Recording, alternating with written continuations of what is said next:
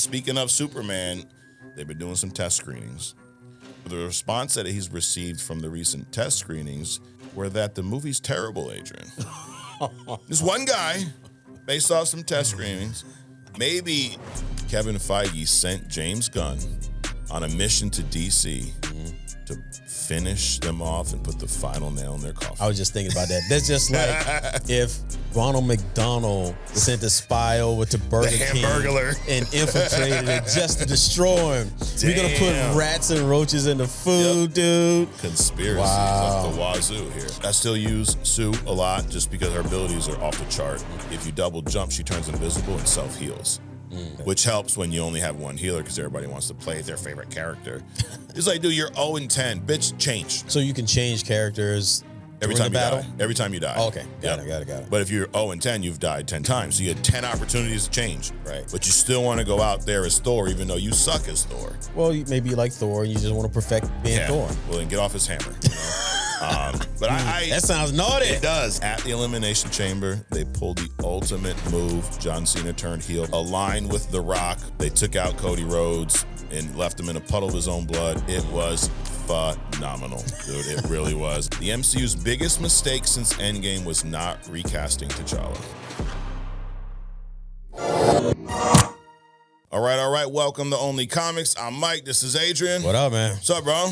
Cold as hell, boy. Dude, it came back. Came back for a day, bro. I don't know. It's 21, which is cool. Yeah. It's still shorts weather, right? Correct. Not quite slides, but definitely shorts. Yeah. But that wind, dude. Oh, yeah, it's like negative something out there. Yep. It's like storms out there, dude. Exactly. Spinning it up, like Marvel Rivals. So I was playing some of that the other day. Yeah. I had some I may start clipping out my favorite kills, and we'll show them here on the show. We'll just sit here and fucking glaze Marvel Rivals. So clipping means like you capture, like screen capture, there like short video. Yep. Clipping, huh? I had one the other day. It was so Human Torch is an asshole in this game.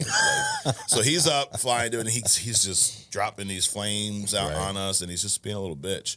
And I was using Cap. And you can now jump in the air and strike with Cap's shield.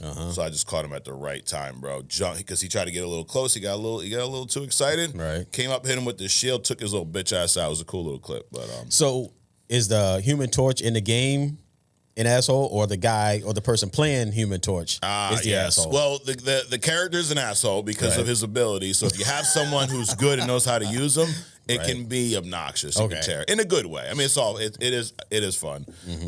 And then we had course playing with some kids, dude, where nobody wants to heal. Typical shit. Sure. But can somebody please?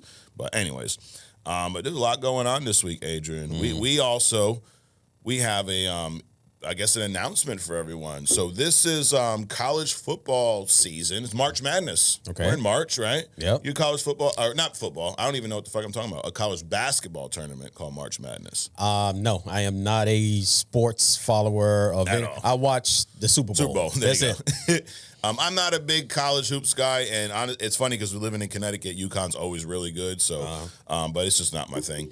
But so March Madness, there's a 64 team tournament, which determines, you've heard the Final Four in the past, right? And then college championships. So it starts with these 64 teams. They're all ranked. They play each other, a bunch of games each week until they get down to the Final Four. Then there's a big old, it's like their version of the Super Bowl. Okay. And then you got, the championship game. UConn's won a bunch of them. But why I mentioned that, we've been doing Versus here for a couple months now, right? It's been a big hit, Adrian. Yep. All the fans love Versus. The interns are always giving us suggestions, and that's why one of the reasons we call them interns. So shout out to all the interns out there. Absolutely. If you're not a member of the Legion of Interns, you can still join for all of $4.99 a month. Get your extra podcast called Other Stuff. That's it. We have a lot of fun on Other Stuff. Someone commented that they're like, dude, that's where we get our Kanye and Diddy update every week. But the thing about the March Madness. So what we're doing with Versus is taking that concept and doing our own comics versus March Madness bracket. So we're going to go through that later. Okay. We'll go through our battle. We'll kind of go through them a little quick this week because there's a lot the first round. Right. And what I brought here, Adrian, today is this coin here.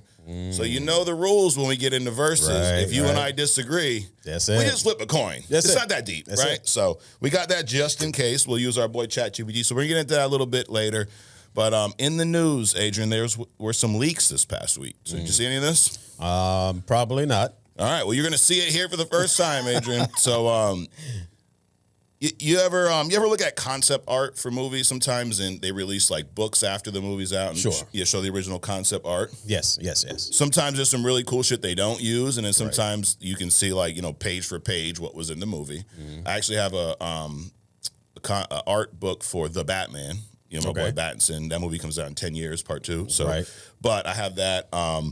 There was some concept art that I don't even want to say leaked, because the artist that created this, who was the actual concept artist for Marvel Studios, is the one that released these on her website and then took them down. But thanks to the interneters out there, Adrian, we still have access to them. So I'm going to attempt something brand new on this show, Adrian. We got this nice little setup. So if you would like to go to the laptop shot. All right, so this right here, Adrian, this is concept art from the Fantastic Four. So very cool. Now we don't know. It's not guaranteed this is going to show up, but this is what we got. You got Thing, Invisible Woman, using her powers to kind of like force field, bubble her whole team or whatnot. So there's that. We got some other fun ones here too. Preview of the Silver Surfer. So Shala Ball, we know, is Julia Gardner's playing Shala Ball. This is a female version of Silver Surfer. We kind of see her meeting Reed right here. So I like that design. Yep. Now these are Avengers Doomsday and or Secret Wars. For some reason, Star-Lord hanging on the couch with White Vision. I don't know what's going on there. Planet Hulk. We got actual Hulk, not Smart Hulk. And I think that may be some... So in the comments, people were saying that was She-Hulk, but I don't think that would be She-Hulk, since that's supposed to be his son right there. Yeah. But we do know that his son does exist in the MCU. We saw him at the end of She-Hulk. Right. He didn't look as cool as this, though. No. But, dude, how do you feel about this art style here? Or the design of Hulk? I mean, I like it. I don't like the Ruffalo face. Right. And it could be She-Hulk. They smashed at some point. Right? Oh, true, yeah. Didn't they? So, could be. He's a cousin fucker. Right. But it looks more like a Shrek. Yeah, like the it does. Shrek wife. Yeah, yes. Yep. Hopefully it's not Shrek. All right, go back to the laptop shot. Yep. We have a scene here of the Young Avengers and Star-Lord. Yep. So it looks like we got Wong, Star-Lord, Kate Bishop, Cassie Lang in the back. Then we have your boy Wiccan, Billy Maximoff from Agatha. Yep. This kid next to him, people are saying is his brother Speed. So if you remember, he had Tommy and I forget the other brother's name, but they both have powers. And then you got your girl Ms. Marvel right here. So they're meeting up somewhere. Who knows? But Star-Lord's back. That's pretty cool. Moving on, we have a Black Panther recast here, Adrian. So I forget the actor's name, who this is based on, but it looks like we're getting a recast. Now, we also get Black Panther with the cape here. Yeah. How do you feel about that attire? Is it in the comics, sometimes he wears a cape, sometimes he doesn't? Right. Well, I mean, in the comics, the cape is a lot shorter. True. It's kind of like a neckerchief. Yeah. Pretty much. I'm cool with it. I mean, as long as they recast him. Yeah. The suit is more like a royal attire. Yeah. As opposed to the Black Panther suit. Correct. So I'm assuming that's what that is. So got it. Hey, as long as it comes out. Right. All right. Slap back there one more time, and then we got. This is where it gets a little interesting. We got Doom here sitting on the throne. Looks like maybe a Doctor Strange variant next to him. Somebody on his knees here. People think that is actually Reed Richards, Pedro Pascal's Reed. It's hard to really tell. And then there's someone behind this prisoner who's kind of got him chained up. And the rumor is that that's Yelena, Black Widow's sister. Then off to the side of Doom, you got some girl here dressed up. That could be Sue. That could be Valeria, maybe. Now, if you remember the Secret Wars 2015 comic, Adrian, there was a scene just like this. Yeah. Doom's on the throne. Doctor Strange was his right-hand man in Battleworld. Right. And they did capture Reed, who showed up to Battleworld, and brought him to Doom at some point. So it looks like they're going Secret Wars 2015 version. And this looks like Emperor Doom too. Yeah, it does. It does. You got the white. So funny you say that. So don't go anywhere, Adrian. Stay right there. Watch this. This is the Doctor Doom design, allegedly. So this is what Robert Downey Jr. will be showing up as. And it does look God Emperor Doom. Right. What do you think about the design here? I like it, dude. Yeah. It's complex, but it's simple at the same time. Yep. So there you go. Well, those are the leaks, Adrian. I mean, everything I see now, obviously, like I said, not every concept art is adapted into film. Sure. But if this is where they're going, I think they're headed in the right direction, to say the least. I like the Fantastic Four rendering. Yeah. It's almost like, so they made a bubble boat, and those four things on the outside, they look like balls, right, but are like wheels to propel them through, even though she didn't have to do that. She could have just moved it without the extra. Right. But you got to look cool when you're using your powers, absolutely, Adrian, right? Absolutely. But, you know, it's funny. Invisible Woman, my son was looking at the bracket, and he was like, and he's not as deep and wide in the comics as people like you and I, but he was like, Invisible Woman, what the hell is she gonna do? Just disappear? And I'm like, no, dude, you have no idea. But to that point, I mean, she makes a car with her powers essentially. Like you did a hidden gem when we were almost when we hopped off of that Omega Mutant series on Invisible Woman, and just how deep and wide her power set is. She put a force field around the planet while simultaneously keeping Gladiator from getting through it. Right. So, that's deep and wide, dude. Absolutely. There was a few other I didn't include, but just there was some more Fantastic Four concept art. There were pictures of Franklin Richards as a baby. Sue actually making some of those bubbles and like moving him around as a baby. Because, I mean, you got powers, so you don't need to pick up your kid with your hands. Right? You're just like, fuck, get over here, little man. Right. You know, so there's some of that. I wouldn't say anything major spoiled, but where it's all going, dude, I'm really liking this. And I had asked you, I think last week or the week before, out of this movie, Fantastic Four: First Steps or James Gunn's Superman, what are you looking forward to more? And you said Fantastic Four. Right. And I think after seeing this versus what we've seen of Superman so far, I'm not knocking Superman. Right. But I am. If you had to remove one from the calendar, you can take Superman all day, bro. I need to see this shit. Absolutely. I mean, I've always been a bigger Fantastic Four fan than I have been a Superman fan. You know, he's not at the top of my list of he's an A-lister, but he's not necessarily at the top of my list because he's been so inconsistent over the years. Yeah. Like how people draw him and the powers and things like that. So I could do without it. Right. And then you got a guy from Gotham just puts on a black cape and he whoops your ass. I mean, come on, dude. Come on. But anyways, Batman is a grounded street level, character, right, for the most part. He mixes around with gods and whatnot, but I've always gravitated more towards those ground street level characters. We got Daredevil Born Again coming out in a couple of days. We'll talk about that in a little bit.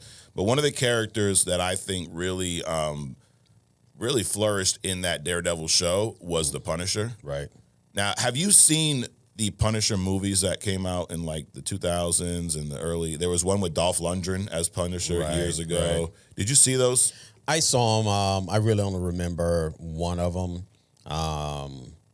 But I do remember like Dolph Lundgren played. There's like 3 or 4 guys. Yeah, it was 3 different ones. Thomas Jane was one of them. Yeah. So I remember the movies, but not the details of them. But were they like?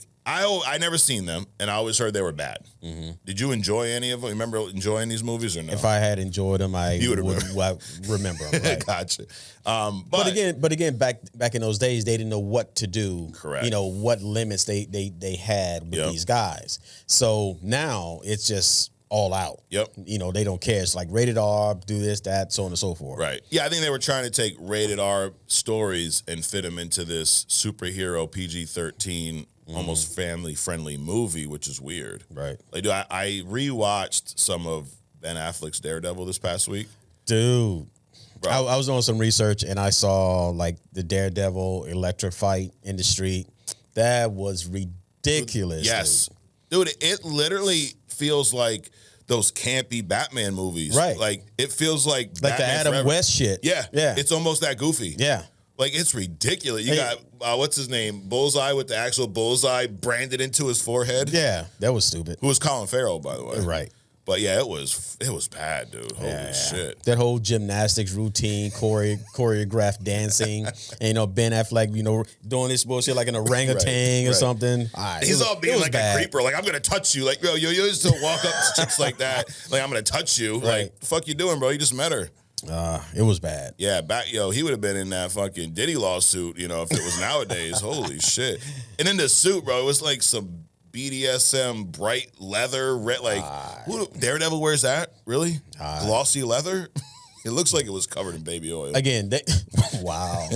Again, I don't think they knew what to do with those types of characters back in those days. Not at all. Clearly, without that scene. But thankfully, why do I say all that? Daredevil season 2 brought us John Bernthal's amazing rendition of the Punisher. Right.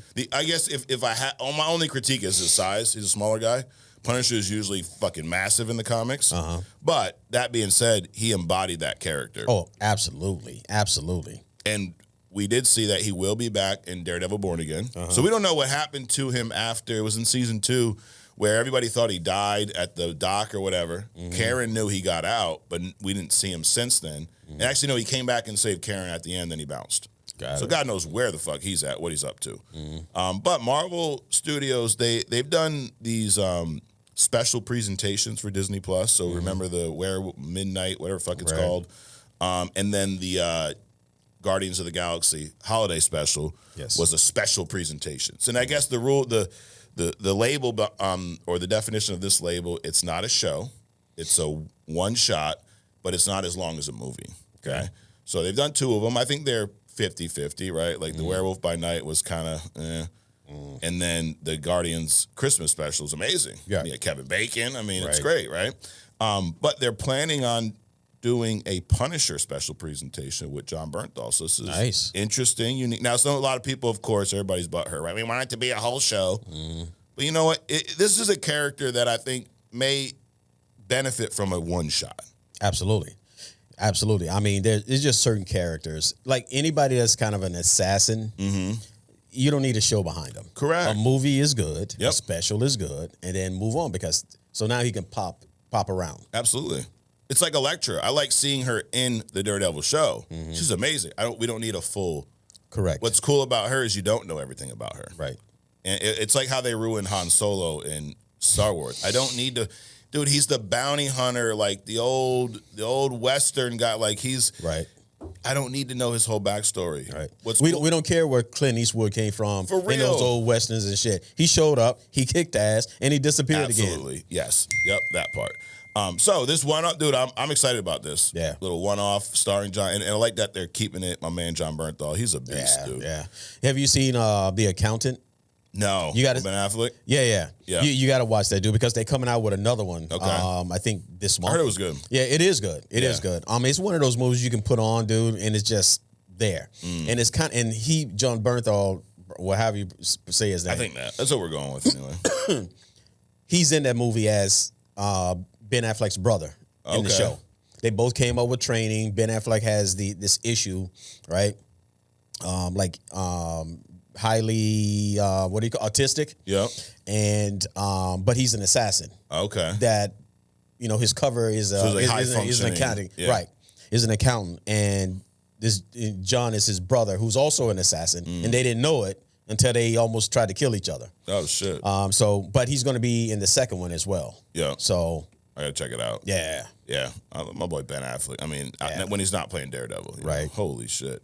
But the good Daredevil, Charlie Cox, is returning this Tuesday, Adrian. Yep. So we get 2 full episodes of Daredevil Born Again. Yep. And let's just say, as the kids describe it, Adrian, there's a lot of glaze going on about these first 2 episodes. Okay, define glaze. Yep, glaze. So do you remember back in the day if somebody said you were sweating somebody? Yes. Yes. It's kind of like, you're giving it props, maybe a little too much. Like you're glazing them, chill with the glaze. Sometimes it's used in a negative context. But here, I'm okay with it because I'd glaze the shit out of the Daredevil show, bro. Like the original, the first 3 series. Sure. First 3 seasons. So I think it's here's a couple things that have been said so far. It's devastatingly dark. It's the best MCU pilot thus far.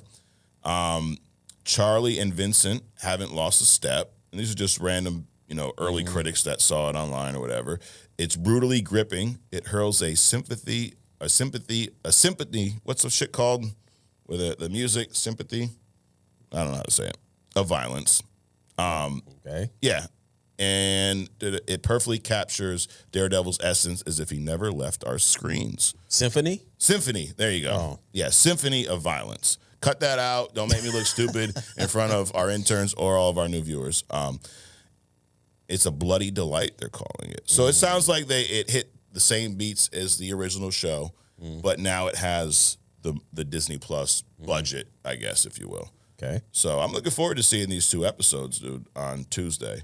Now, you were rewatching some of this. How far did you end up getting? Not too far, dude. No. I'm so busy outside of all this stuff. It's just I sit down to watch something and I wake up the next day. Yeah, that's what happened when I tried to watch the Ben Affleck Daredevil like 3 times this week. Well, that's a different kind of sleep, but yeah, you know. Yeah, my body was probably saving me. Like, you don't want to watch this shit. Just look, close your eyes. Right? For real, dude. So this is a 9-episode show, right? We get the first 2 episodes this week.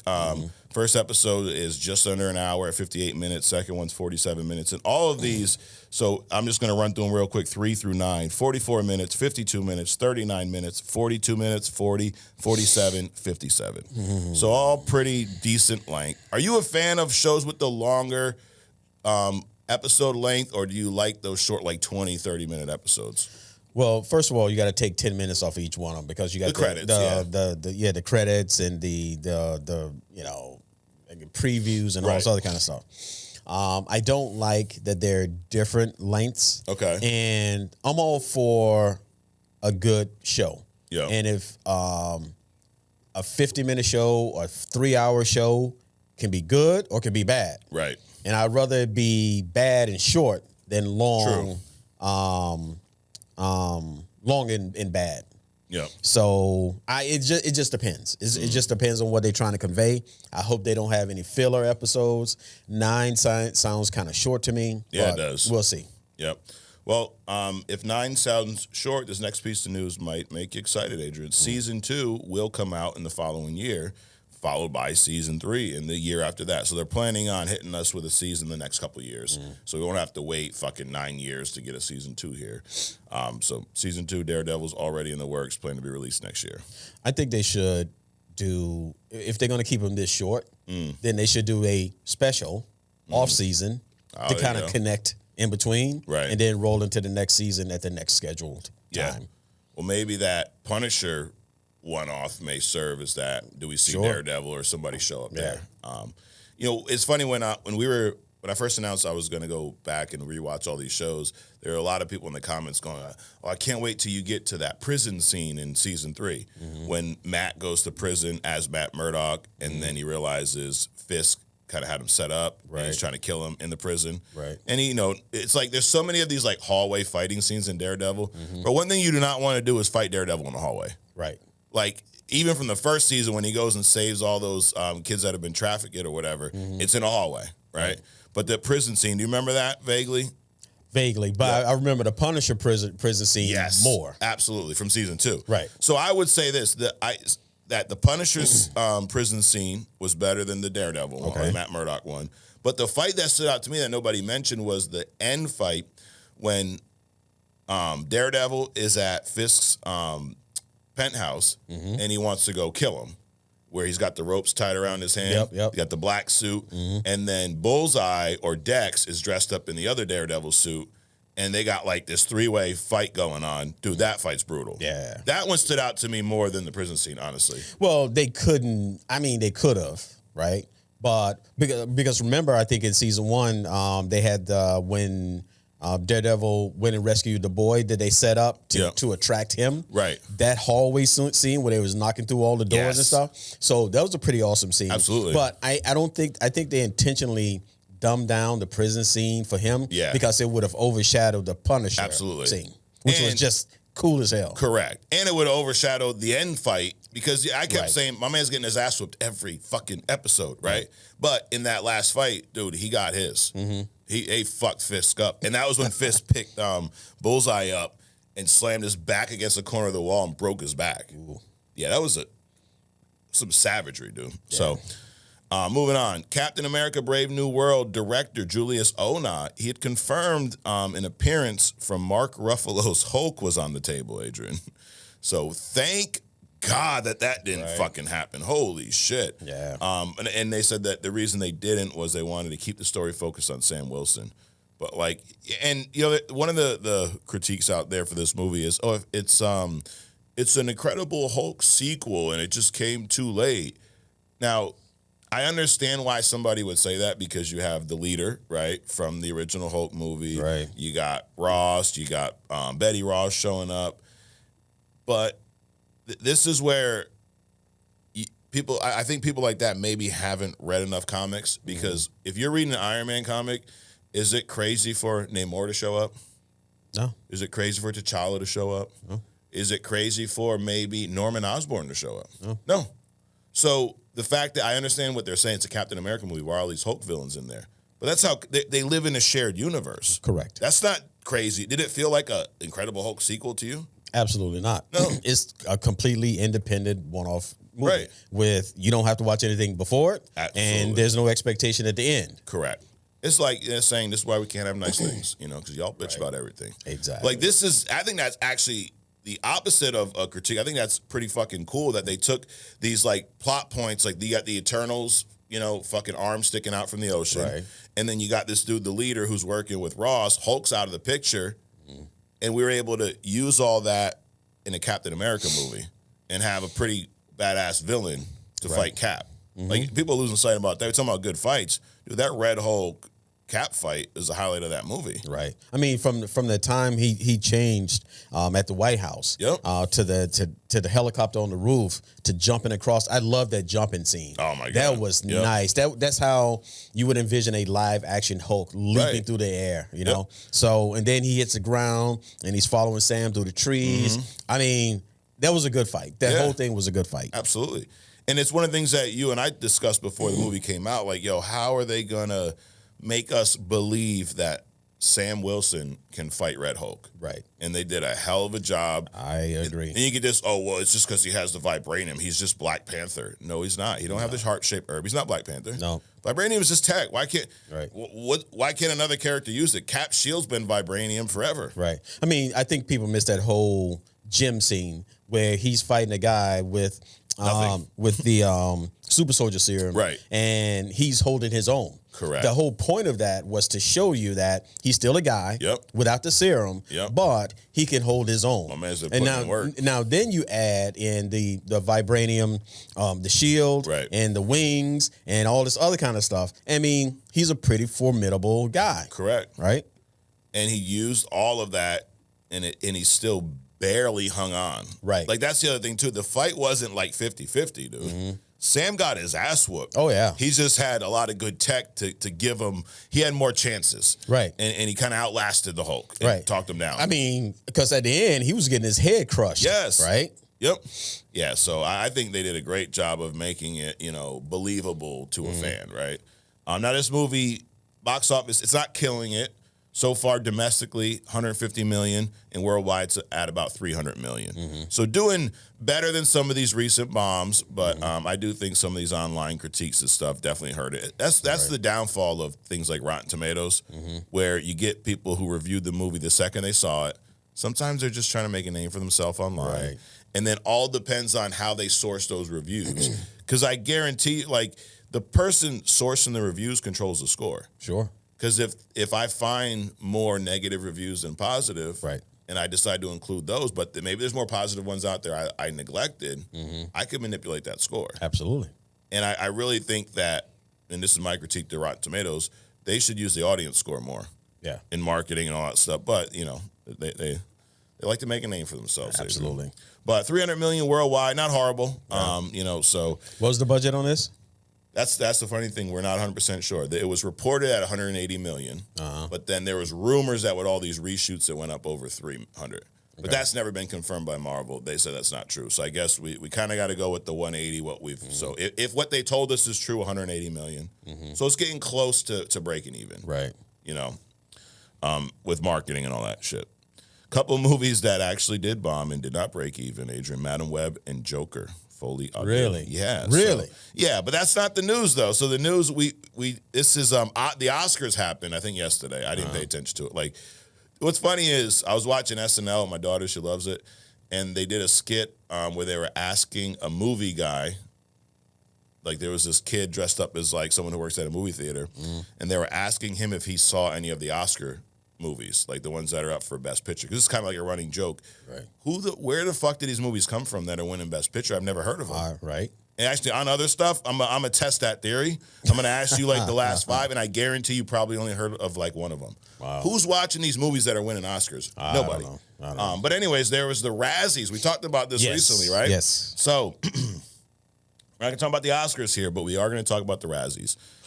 Madam Web took home 3 wins at the Razzies for Worst Picture, Worst Screenplay, and Worst Actress for lead star Dakota Johnson. Wow. And then Joker, Folie, deux, Joker 2, Worst Sequel, Worst Screen Combo for Joaquin Phoenix and Lady Gaga.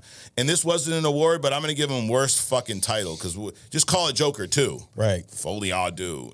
How about Joker, It Fucking Sucks. There you go. But yeah, dude, are you surprised by these wins? No, not at all. Not at all. You think they're well deserved? Dude. I think we should just not mention them anymore. For real. So speaking of things that won't be mentioned for a while, DC. So when they relaunched this whole DCU, right? We had the DCEU, the whole Snyderverse, all that shit, right? January of 23, DC had this press event where they announced the DCU kind of new slate of films, shows, all that stuff. Chapter 1's called Gods and Monsters. So we've seen some of this in Creature Commandos. Yep. It's really the only DCU property I think that has been released that wasn't like still part of the old regime, right? So there's the Superman movie that's dropping in a few months. There's a lot of things announced. There was a Amanda Waller show announced. There was a Booster Gold either show or movie announced. I think a movie. God. And there was The Authority and then Swamp Thing. These are all things that were announced. Teen Titans movie. So of all of these things, Teen Titans is still in the works, but the rest of them have been put on hold. So they're putting The Authority, Swamp Thing, Waller, and Booster Gold all on hold. You know, of those shows, is there anything that you're like, oh, that's like the only one that to me I'm thinking is Swamp Thing. I'd like to see that. But I don't know that Waller or Booster Gold needs a show. They don't. They absolutely do not. I'm wondering if the commercials that I've seen about Waller at the G12 summit, and then the crazy Captain America shows up and all this kind of stuff. How can that be on hold if they're previewing it? Or maybe it's something else. I don't know. It might be something else, yeah. I'm not sure. I haven't seen any preview of it. But hearing like a show about Waller, is that a character we really need a show about? No, absolutely not. It's kind of like what you were talking earlier. Waller's cool when she shows up in Suicide Squad, Creature Commandos. You can have her show up in fucking Superman, whatever. Right. But she doesn't need to. We don't need to know every single thing about her. Right. Like, look what happened when they did that with Nick Fury in Secret Invasion. Yeah, that was a pooch screw. Yeah. Like, wasn't he better when we didn't know that he had a wife and all this stuff? Right. Who wanted to see all that anyway? He's a super spy. Right. You know, let him do super spy shit. Correct. And stay invisible most of the time. Now, Booster Gold, why do you feel that we don't need a Booster Gold movie? Because he's silly. I mean, you got a thief that stole some shit, went back in time so he can better himself. Yeah. It's like guy making himself a girl so he can compete against somebody that's, because he can't win against other guys. I don't know. Got it. So Booster Gold is never, ever, like, you know what? He's not even worth talking about anymore. Moving on. Well, this is what they said. So Peter Safran's the co-CEO of DC Studios. Him and James Gunn kind of splitting the duties, right? So of the Waller show, he says, we've taken a couple cracks at it, but still haven't been able to land. Waller has been a bumpy road, which like then that means we don't need it. Exactly. I think sometimes that happens and they're like, they force it. We got to make this movie. Don't. No, you don't. No. So yeah, if you're asking us, I know we know they're watching, we don't need the Waller show at all. Somebody should have asked us about Werewolf in black and white, too. For real. Not only are you going to make this slow-ass show, you're making it in black and white. Right. And then release the color version like a fucking year later. But anyways. Was Snyder behind that? No. That sounds like some shit he would do. Maybe he's, covertly back there. Right. But The Authority, I don't even know what this is. James Gunn says it's not the furthest along and hasn't been made much of a priority. And then Swamp Thing. This one I think kind of sucks because Swamp Thing's a cool character that could hold his own movie or show. And he just says he talks to the filmmaker. It's James Mangold, actually, the one who did the Wolverine and Logan, only occasionally about the movie. And then Booster Gold just said the showrunner, he said maybe he fell out of love, maybe he got busy, but we had to pivot. So I guess the guy just stopped working on it. So maybe he got tired with them, you know, too. So speaking of Superman, there's a couple rumors about this movie, Adrian, and I don't know that they're going to make you happy. So I like to bring gifts to people. So this one's not a gift, okay? Right. So first rumor is there's rumor to be a lot of humor in this movie. Of course. Of course. There was an insider, Hollywood insider Matthew Belloni says, Belloni says, I have been told by people at Warner that there are a lot of humor in Superman. And then Superman, Love and Thunder, Part 2. Superman, Love and Folie, yeah. Oh my God. James Gunn had said back in 23, I learned so much from making the Guardians movies, but it's not like Superman is going to have the exact same vibe as the Guardians. And then he said people like Rachel, who plays Lois Lane, are so funny, and David is very funny, so there's humor in it, but it's trying to create something that is grounded but also incredibly fanciful in world. He just goes on and says a bunch of nonsense. Yep. But so that's one part of that. The other piece of news about Superman is they've been doing some test screenings. Now, one person said this. So Jeff Snyder, not Zack Snyder's brother. Snyder spelled a little different. He said that the news, or the response that he's received from the recent test screenings were that the movie's terrible, Adrian. This one guy, based off some test screenings, but he said, I got a call from my best source after the newsletter, great newsletter, something. You got one thing wrong, and that's about Superman, which I continue to hear is terrible. Yeah, that does not. Now, it's just one guy. Sure. But it's like, you know, we talked earlier about the Daredevil show, the new 2 episodes. Based off of these early reactions, I don't think it's terrible. Right. Now, I mean, you can kind of get a feeling, but then again, they all say this is fantastic. True. This is a great movie. I mean, they said that about Madam Web or The Flash or The Eternals. Sure. It's always the best movie out Correct. that's ever come out, and then you get there, and it's a turd, you know? But rarely I don't remember a time where we heard something was terrible, and then we went to see it and it was great. Right. So that has me a little nervous. Now, it's early. They can still change things. There's reshoots, right? We still got a few months now with everything digitally. You don't need to have the movie prepared a year in advance. Right. But that doesn't make me feel good about the Superman movie, dude. Terrible. It doesn't matter. I'll watch it anyway. Of course. I come up, my own conclusions and stuff. Yep. But let's just Now, if it's terrible, it will get a shit up on heavily. Yes, absolutely. We will let you know. Brad Winderbaun. He is the head of Marvel Television, and he so these animated shows, he's kind of like the front runner of X-Men 97, Your Friendly Neighborhood Spider-Man. And they asked him about Your Friendly Neighborhood Spider-Man, Collider he was talking to. He says that season 2 will be released in 26. And he thinks that before explaining, we will have a Spider-Man season every year if I have anything to say about it. And he goes on and talk about the normal gaps between shows.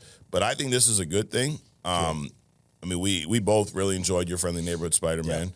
And I'm glad that we're getting back to more things. Like, I'd take more of this than shows like Agatha or Secret Invasion. Absolutely. Like, use the everything doesn't need to be the MCU. Right.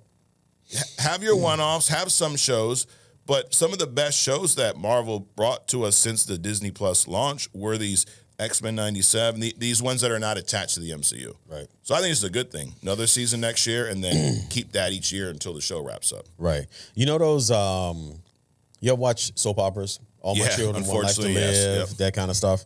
Now, literally, these are people recording every day. Right. So it's crazy how, every day, 5 days a week, 365 days a year, whatever their schedule was, they're getting in front of a camera and they're recording on and on and on and on for years, right? Why am I saying that? Well, with Spider-Man, something like Spider-Man, you can go back to the beginning, 80 years ago, and pick up a comic, and every month come out with a 2-parter or 3-parter or something like that, and just go on forever. Correct. I mean, he has so many enemies, so many different people in and out of his life, the Osborns and Ben and blah blah blah blah blah. By the way, Superman, Corn Sweat's dad, in this show, he looks bad, dude. Yeah, he looks like just an alcoholic recovering or something. It just the dad just doesn't look like he's ever done in the past. Right. Just like Crypto is a terrier now versus whatever else. Well, it's got to be funny, Adrian. Yeah, whatever. Ha-ha. So, but they can take Spider-Man and just go on forever because there's just so much depth to it. There's so much content there. Right. The Batman, we talked a little bit about this earlier. We talked a lot about this, and I put it on pause, Adrian, because it still angers me to this day that it's been pushed back so fucking long. We won't even be able to see movies by the time they come out with this movie. Seriously, dude. Someone's going to have to read it to me. But there were some talks about Robert Pattinson being the DCU's Batman, which we are not a fan of, right? Especially now that, we're making fucking Superman into Saturday Night Live over here. Right. Want to make a funny Batman, too. He could be a comedian. Yeah, that'd be great, right? Well, the Laughing Batman or whatever it's called. Absolutely. But one thing James Gunn got right this week, he confirmed in the same Collider interview that having Pattinson as the DCU's Batman is certainly not the plan. Like, it's certainly not the plan, he said. So he said we love him, but, we have to introduce a Batman into the DCU, which, so kudos to him for this, because we don't fuck that up anymore, and you've already fucked it up. Just matter of fact, you back up and let Matt Reeves, just let him cook. Right. So that's the news. Adrian, we're going to wrap this up with some thumbs up, thumbs down. Are you ready? Let's do it. All right, I actually got 10, so get ready. I'm going to rapid fire these to you, all right? Well, I'm going to let me know. So rapid fire to me and then to you. Number 1, Avengers Doomsday and Fantastic Four concept art released online this past week, and I'm giving this a thumbs up because it looks good. Thumbs up. Marvel Studios moving forward with a Punisher special presentation starring John Bernthal. Thumbs up. Thumbs up. There's a lot of glaze over the first 2 Daredevil episodes, Adrian. I'm giving that a thumbs up, dude. Yep. Glaze on. Absolutely. Thumbs up. Hopefully it's well warranted. Right. Captain America director says an appearance of Mark Ruffalos HULK was discussed but decided against. Thumbs up. Thank Absolutely. God. Thank little baby Jesus. Thank everyone that didn't happen. Madam Web and Joker Folie win big at the Razzies, Adrian. Worst picture, worst screenplay, worst actress for Madam Web and lead star Dakota Johnson, while Joker 2 scoops up awards for worst sequel, worst screen combo for Joaquin Phoenix and Lady Gaga. You know what? Thumbs up. You fucking get what you deserve. That's it. Thumbs up. Teen Titans movie still in the works at DC while they put The Authority, Swamp Thing, Waller, and Booster Gold all on hold. Hey, thumbs up, dude. Yeah, absolutely. Because I want to see a Teen Titans movie. We're thumbs up. We're bringing positivity this week, Adrian. So, well, until now. There's a rumor. There's rumored to be a lot of humor in James Gunn's upcoming Superman movie. I give that a thumbs down. I'm going to go with a thumbs up. Okay. Because to me, that's the nail in the coffin, and that'll be the end of DC. Okay. To that point, after recent test screenings of Superman, one insider says the movie is terrible. And I give a thumbs down on the movie being terrible. You notice that guy, Corn Sweat? He looks like 2 different people. Yeah. He looks like the previous guy. But he also looks like, what's the guy in Guardians? He's played in a few superhero movies. I can't think of his name.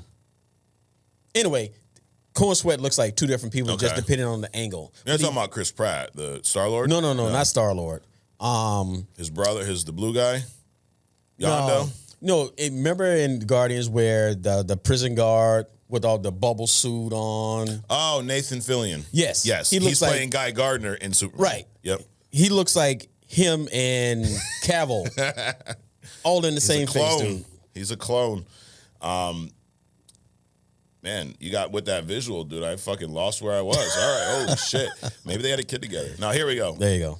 Head of Marvel's Television Brad Winderbaun says Your Friendly Neighborhood Spider-Man Season 2 will be released next year, and then we'll have a Spider-Man season every year like Christmas. Thumbs up. Thumbs up. James Gunn confirms that Robert Pattinson, a.k.a. Pattinson, will not be the DCU's Batman. Get your own.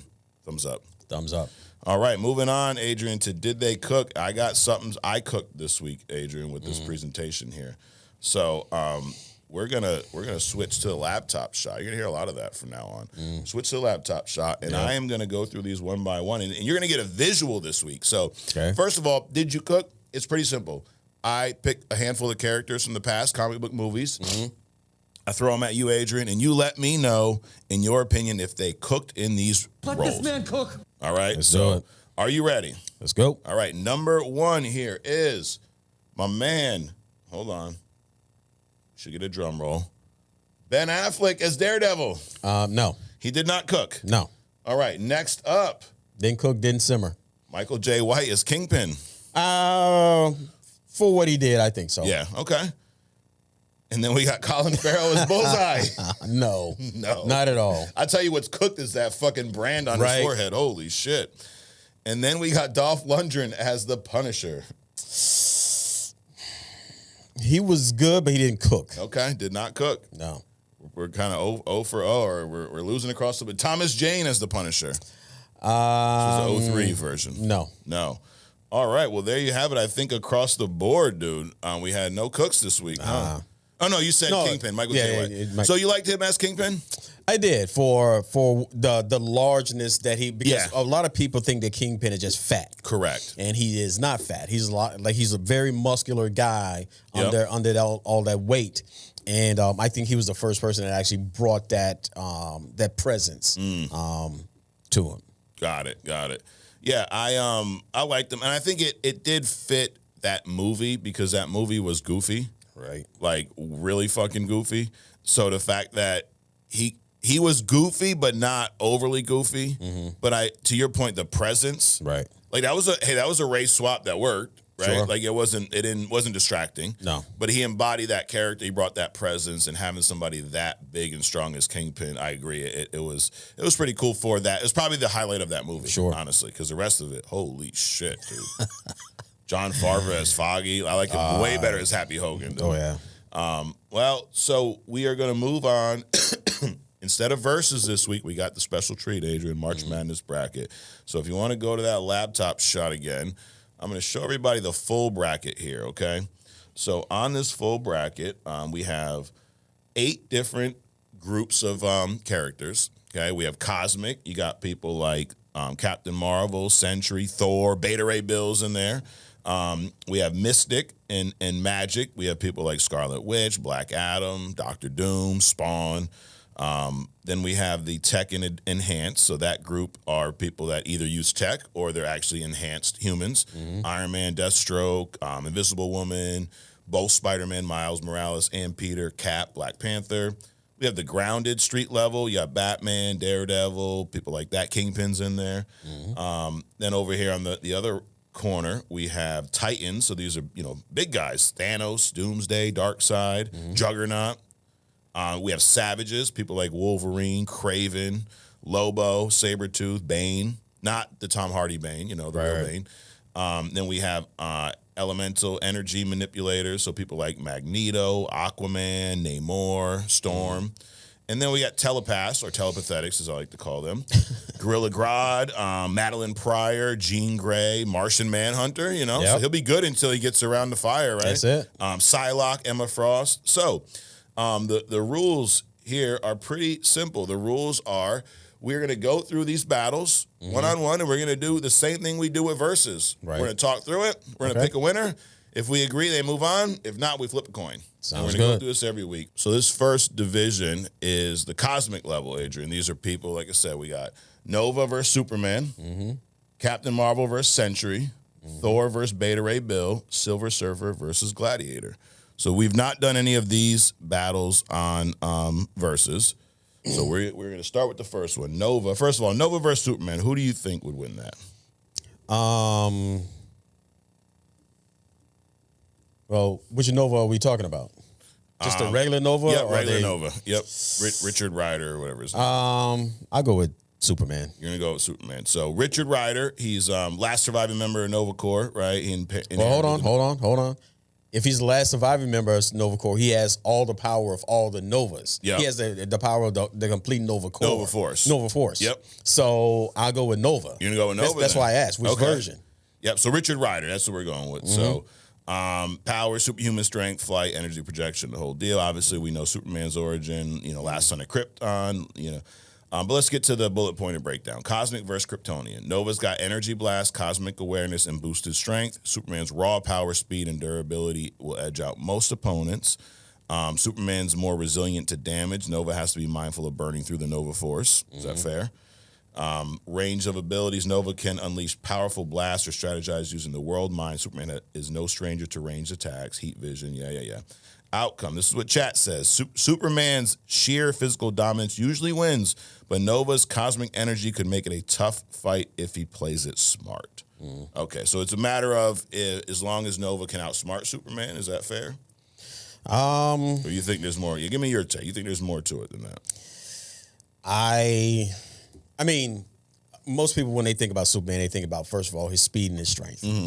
I mean, Superman can get him quickly. Yeah. But I think raw power, probably Nova will prevail. But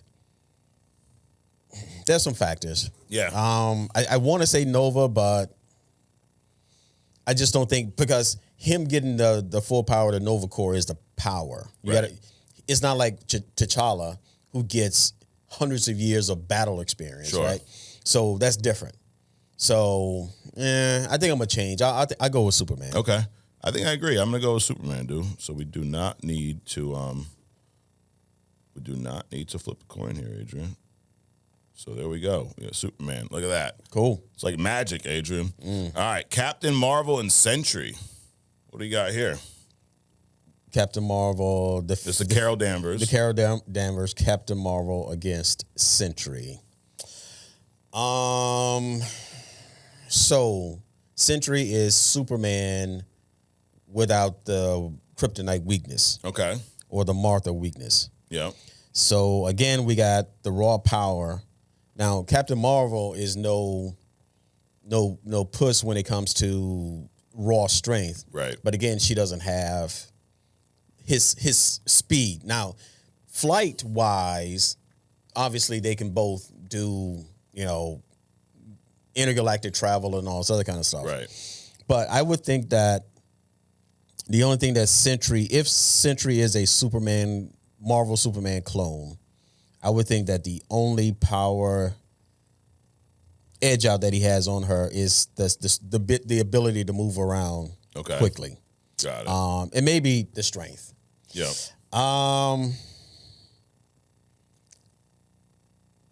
And her power base is what? Cosmic power?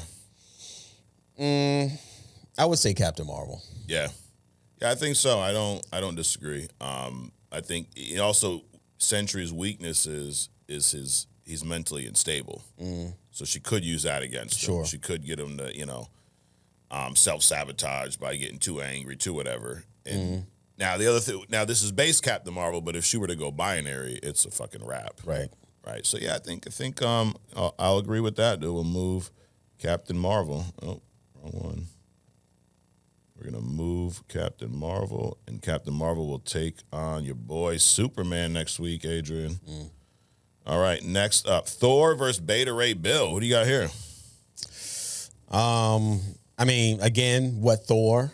Regular Thor. Regular Thor. I would say Beta Ray Bill. Okay.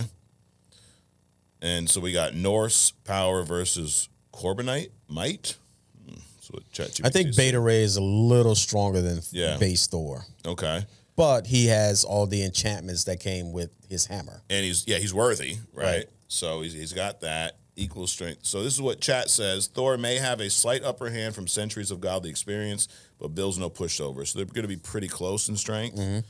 Typically, it's a draw when they clash for real. Both have hammered each other into standstills. If a force pick, Thor's lineage and deeper well of divine power might give him a tiny edge. So you're saying Beta Ray Bill? I'm saying Beta Ray Bill. I think we're going to have to flip a coin on this one, Adrian. All right. I'm saying Thor. All right. You call it in the air. Beta. Oh, heads. Tails. Okay. All right, Beta. You going to take your beta ass home? But I bet you sucked as a friend in like middle school. Yep, I was in it until you're out. Nope, fuck you, Thor. I mean, fuck you, Beta. All right, Silver Surfer Gladiator. What do you got here? Wow. Again, we got another Superman, basically. Gladiator is awesome. But I go with Silver Surfer. Yeah, this is the Norrin Rad Silver Surfer, so the OG. Chat says likely Silver Surfer would win due to his energy manipulation versatility, but if Gladiator kept his confidence high, it's a brutal close fight. Right, because Gladiator's weakness is his own ego. Mm-hmm. Which, you can I'll say easily. Not easily, he can be manipulated. Right. Yeah, he's a little more arrogant than the other Superman clones. Right. Yeah, I'd say I agree. So Silver Surfer. Well, there you have it. That is the first round of the Cosmic. So next week we're gonna have Superman versus Captain Marvel. We're gonna have Thor versus Silver Surfer. So this will be some fun. And what we'll do, obviously, as we get through this, we'll spend more time when we have less fights because we don't want to spend here 5 hours talking about this, right? So, anyways, Mystic and Magic Manipulators. So Ghost Rider versus Spawn. Who you got here? Ooh. That's a good one. I go with Spawn. Yeah? Why? Spawn. Spawn's badass, dude. He is. But Ghost Rider got that stare. Ooh. He's also got the Hellfire. Will the stare work on Spawn because he's like dead? Right. Like I don't know. That's we'll have to get that answer. They're both there. Their costumes are weapons. Yep. Ghost Rider can make pretty much anything his steed. They both basically hell Spawn. Right. I'm still gonna go with Ghost Rider. There you go, Ghost Rider. Yeah. So this is the outcome, chat says. Brutal supernatural slugfest, yes. Yep. If Ghost Rider lands the penis stare effectively, advantage Rider, okay? Mm-hmm. If Spawn uses his necroplasm smartly and keeps a cool head, he can overwhelm. Mm-hmm. That is true, too. Spawn can get a little too angry, right? So you're saying Ghost Rider? I'm going to say Spawn, dude. You're right. Flip. You ready? Call it in the air. Heads. All right. So there it is. Broke clock and all that. Right. Advantage. Ghost Rider. So Spawn, it was a good run, dude. Well, actually, it wasn't because you had one fight and you fucking lost. All right. Blade versus Dr. Doom. Doom. Yeah, we don't even need to discuss that one. Sorry, Blade. Adrian, it's like the horror movies. You kill the black characters first, That's it. That's how you do it. Black characters and blondes. Yes, absolutely. We'll get one of those done pretty soon. All right, Doctor Strange and Black Adam. Strange. Yeah, unfortunately. See, some of these are easy calls, dude. Yeah. That's why it's the first round. And then Wonder Woman versus Scarlet Witch. Seriously? Yeah. Scarlet Witch. I know. I had to include Wonder Woman somewhere. And unfortunately, your girl Wanda just came in. I mean, dude, that would take seconds, unfortunately. I mean, you put a girl against a girl. I mean, in these days, you can do girl versus guy, right? That's true. We're going to get some of that, dude. We're going to get some of that. All right. Now, Tech in Advance. Iron Man versus Deathstroke. I give it Iron Man. Yeah? You think it's easy? Well, I don't think it's easy. Okay. Because Deathstroke, first of all, Iron Man can be long work. He's the sniper range, and the knife guy, right?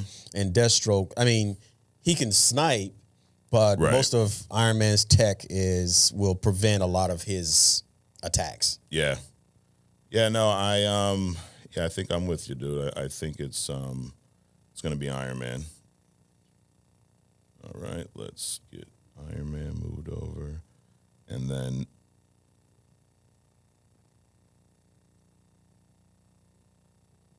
Cyborg versus Invisible Woman. Invisible Woman. Yeah, I think that's pretty easy for her. That's easy, dude. Yeah. Micro bubble inside the body, blow everything out, done. Right. All right. Next up, Miles Morales versus Black Panther. T'Challa. Morales. Yeah. Yeah, I think so too. He's faster, stronger. Plus, he got the invisibility and the blasts. Right. And I think that's the thing about Miles. Both Spider-Man people don't realize is they get so caught up in the web Right. And the spider abilities, they're strong as a motherfucker. Yeah. Right? Like, to that point. So the next one. Dude, did you move the whole thing? I fucking did, yeah. You know. Let's see. There we go. I don't know why it's doing that. Can you copy and move? There we go. All right. We're not professionals here. We're only fans. Yeah. Captain America versus Peter Parker. Peter. Peter. Yeah. Yeah. I think because of the strength, dude. Right. And he's faster, right? Yep. So there's that. And the web. I mean, Cap can do this all day, but Peter's strength, he can just basically crush him. Correct. You know, quickly. Not all day. Crush him, smother him with the web, whatever. All right, moving on to maybe my favorite category here so far, street level, Adrian. So we got your boy Batman versus the Taskmaster. Batman. Yeah, I'm going Batman. I don't even need to flip on that one, dude. All right, Daredevil versus Red Hood. Red Hood. Really? Yeah. We're going to test this one. I'm going to say Daredevil. Okay. Let's see what why you go Red Hood? He's a savage, dude. Yeah. Daredevil, you know, he's kind of like Batman with the no kill rule, and he has limited weapons. Yeah. And Red Hood is just has complete arsenal. Right. And right. he does not have that limitation. Okay. He's kind of like, it reminds me of the Punisher a little bit, right? But I'm going to say Daredevil. Now, this is what chat says. If Daredevil keeps close quarters, he can outfight Red Hood. Okay. I believe that. If Hood uses distance and lethal tactics, to your point, he's a savage. Daredevil's in danger. It's a tight, gritty fight. It would be one of those, like, highlight, like the shit we saw with Daredevil and Punisher on the rooftop. Correct. It would be a savage fight, right? So, Adrian, all right, you're 1 for 1 so far. You ready? Yep. Called in the air. Tail. Heads. All right, Daredevil. Sorry, Red Hood, you get killed again. Well, all right, we'll move Daredevil on. And then next up, we got Kingpin versus Shang-Chi. Shang-Chi. Really? Oh, man. Why? Kingpin, even though for a big guy, he's fast. Yeah. And he has awesome strength, but Shang-Chi has close quarters and long range magic, the karate expertise. Yeah. So.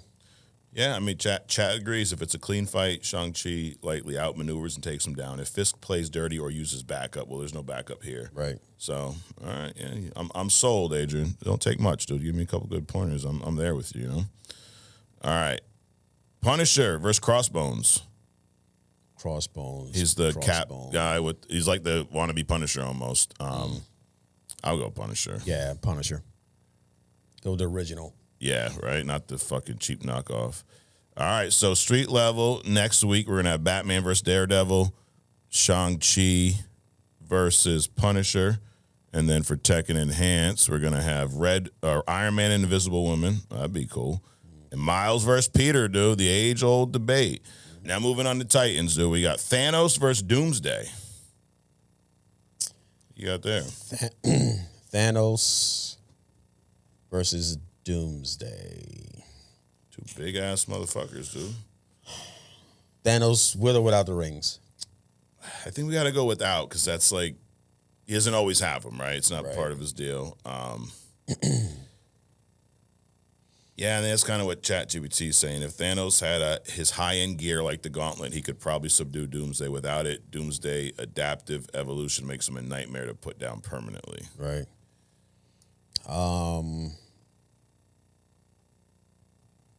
I go with Doomsday. Yeah, I think that's fair. Even though I think Thanos would give him a fight because Thanos is more, his fighting style would be more calculating. Yeah. Whereas Doomsday is just savagery. Right. And Thanos can throw down, dude. I mean, absolutely. We always think about that Infinity War scene where he gives his shit to Hulk, dude. Right. Hulk's a savage. Yep. And he tees him up like fucking Jake Paul fighting Mike Tyson, you know?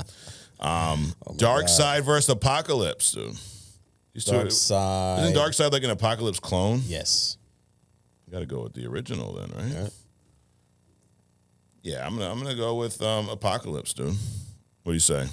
I'll go with that. Except Apocalypse is the original mutant, right? Yeah. So he has a lot of power. Right. Darkseid, he has strength and he has those beams. Yeah. But Apocalypse. Yeah, we're going with Apocalypse, dude. We are, as they call us, Adrian, Marvel biased here, right? Hulk versus Solomon Grundy. I had to go Hulk. Yeah. Sorry, Solomon. He's my boy, but Solomon he's incredibly strong. Right.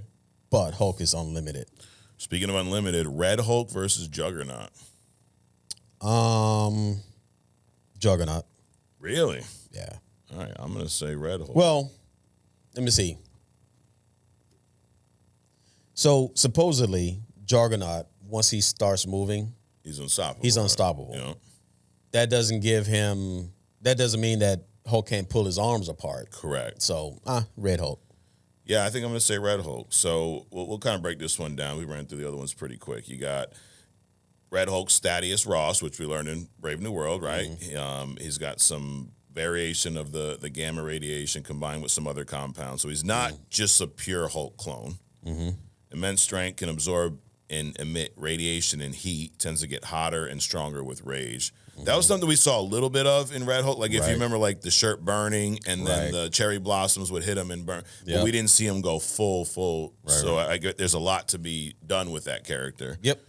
He can overheat, so his weaknesses can overheat and sap his strength over time. He's still vulnerable and sufficiently powerful or forces if he is depowered by clever tactics. Okay. I don't think Juggernaut's going to have clever tactics, though. No. Juggernaut, Kane Marco, he's actually Xavier's like stepbrother, right? Yes. He's not a mutant. He found the Crimson Gem of Sidorak and became unstoppable. And his power is unstoppable momentum once he gets moving. Mm-hmm. So if he's cornered, he's kind of fucked. But if he's running at you full speed, you're kind of fucked. Well, the unstoppable thing. So that means that nothing can stop him from moving. I'm assuming that makes him pretty invulnerable as well. Okay. Right? So the Hulk could beat on him all day and nothing would happen. Right. I mean, as long as he's moving. Well, I mean, he could just walk around in a circle, I guess. Right? Yeah. What's his like strength? I forget what his strength is. I'm assuming it's got to be up there though, right? Maybe. Oh, his like max strength. Yeah. Yeah, you're thinking it's more than Hulk's. No. No, less. No. Okay. Yeah. Maybe 100-ton range, 75-ton range. Yeah, he's able to lift well over 100 tons. They're saying that's low ball, but so in that range. Yeah. Red Hulk's probably what? I give it Red Hulk. Yeah.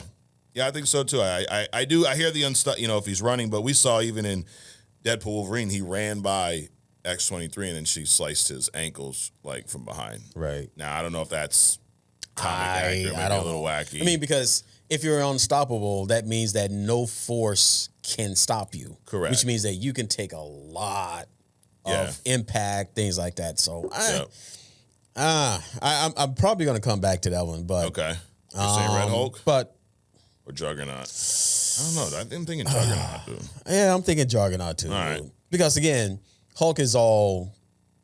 Yeah, he can emit the heat, but he can't emit too much because he'll overheat. So he may overheat trying to stop Juggernaut. Exactly. There you go. And he can have all the rage and muscle strength that he needs to. But again, Juggernaut is unstoppable, which means that no force.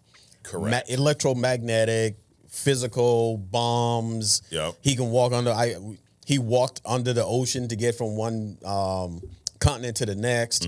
I go with Juggernaut. All right. Well, there you have it. So next week, Doomsday and Apocalypse are gonna fight, and then you got Hulk Juggernaut. So I mean, if Juggernaut be Red Hulk, he's probably gonna run right through. Juggernaut's gonna be a force to be reckoned with in this competition. Now, I don't think beating the Hulk is the thing as much as it is that the Hulk just won't be able to take him out. Right. Yeah. Now moving on to Savages. Wolverine, your boy Logan versus Killer Croc. Adrian, what do you say? I go Wolverine. Yeah, I think so. Sorry. Healing factor, unbreakable bones, Yep. knives. He's not just some dumbass crocodile who can't leave the sewer. You know? Probably hundreds of years of fighting experience. Exactly. Nope, I scrolled a little too much there. Croc's got a tough hide, but not adamantium tough. Yeah, I think the metal cuts right through it, dude. Yeah. Your boy Craven the Hunter versus Lobo. What you got there? Lobo. Yeah? Yeah, sorry, Craven. As much as I'd love to see you take on Wolverine. That wouldn't even be a fair fight. No. Lobo just comes down and just slaps Superman around. Yeah. So, Sabretooth versus Bane. Sabretooth versus Bane. I think I got to go with Bane, dude. Sabretooth versus Bane. With that Venom? That just makes him strong. That doesn't make him... I go with Sabretooth. Sabretooth. Yeah. Now, he's got the healing ability, right? He got the healing ability. He's got the claws. He's got the speed. He's got the savagery. True. We've already proven that, even the little cables to his tank is Yeah, and Batman can knock him out. You're right. So and Batman don't have healing. He's not as savage like Sabretooth. Right. Yeah, no, sorry. I think it's whether it's Tom Hardy or not, I think you're right. Sabretooth gets the dub. Venom versus Lady Deathstrike. Venom. We'll go with Deathstrike. Venom. Yeah, Venom. Yeah. Oops, Lady Deathstrike tried to sneak in there, dude. I mean, he can literally make his body anything. Right. Any And weapon. again, we're not talking the Tom Hardy version. Right.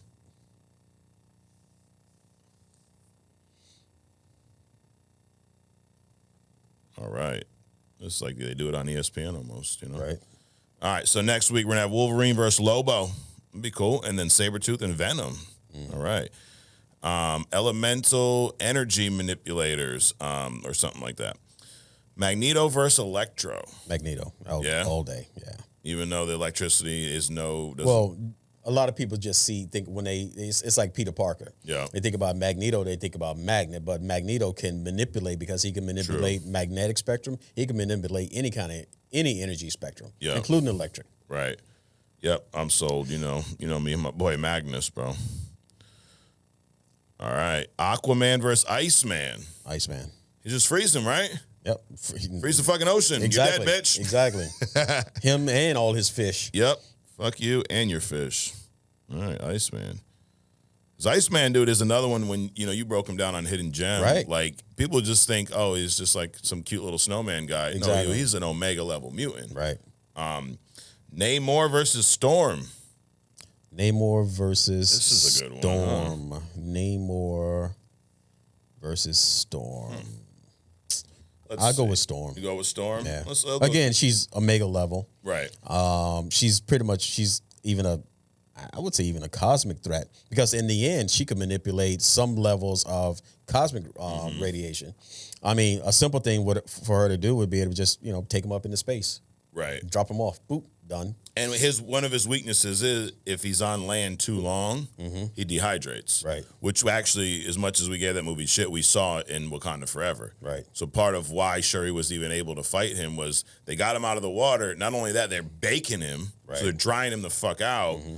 Storm, obviously, with her, wind power can yank him out of the fucking water. Yank him out and then hit him with electricity, which also dries him out. Right. So besides, he's not, shockproof. Correct. So he's susceptible to the electricity. So he's in the water. She fucking hits him with a bolt of lightning. Now he's zapped. She pulls him out. And then she heats him up. So it sucks all the oxygen from around him. So there's all kind of ways. You may be shooting your shot at Sue Storm, but fucking the actual Storm just whooped your ass, bro. That's right. It's a wrap.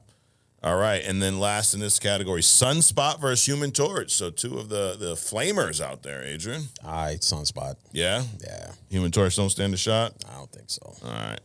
Sunspot's power is not going to be extinguished by a glass of water. Right. So next week, Magneto versus Iceman. That'd be interesting. Storm versus Sunspot. So a little, battle of the weather there. Now moving on to the telepaths. We have Gorilla Grodd versus Charles Xavier. Xavier. Yeah? He'd overpower him? Yeah. All right. I'm down with that. My boy Chuck.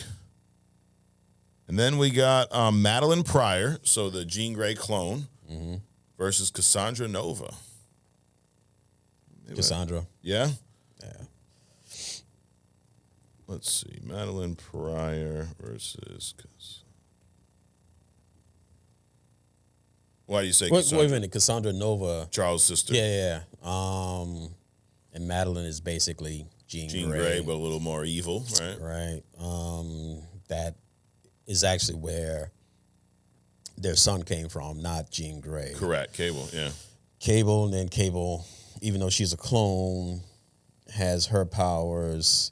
So telepathy. Now, Cassandra's telepathy rivals her brother's. It's just up there in power. Right. Now, Madeline's also pretty strong. She's but Cassandra Nova, her powers, in the movie Deadpool, her powers are more matter manipulation, not just because Charles is a telepath. Right. Oh, she has more. She's got a wider range of powers. Right. Yeah. Right. She's got actually. Here you go. Omega level telepath with reality altering psionics, can manipulate DNA, control large groups like the Sentinels, and wreak mass scale mental havoc. I think I got to go with Cassandra. Right. Dude. Right. It's almost like Jean versus Xavier, right? No, it's not, because again, Jean would.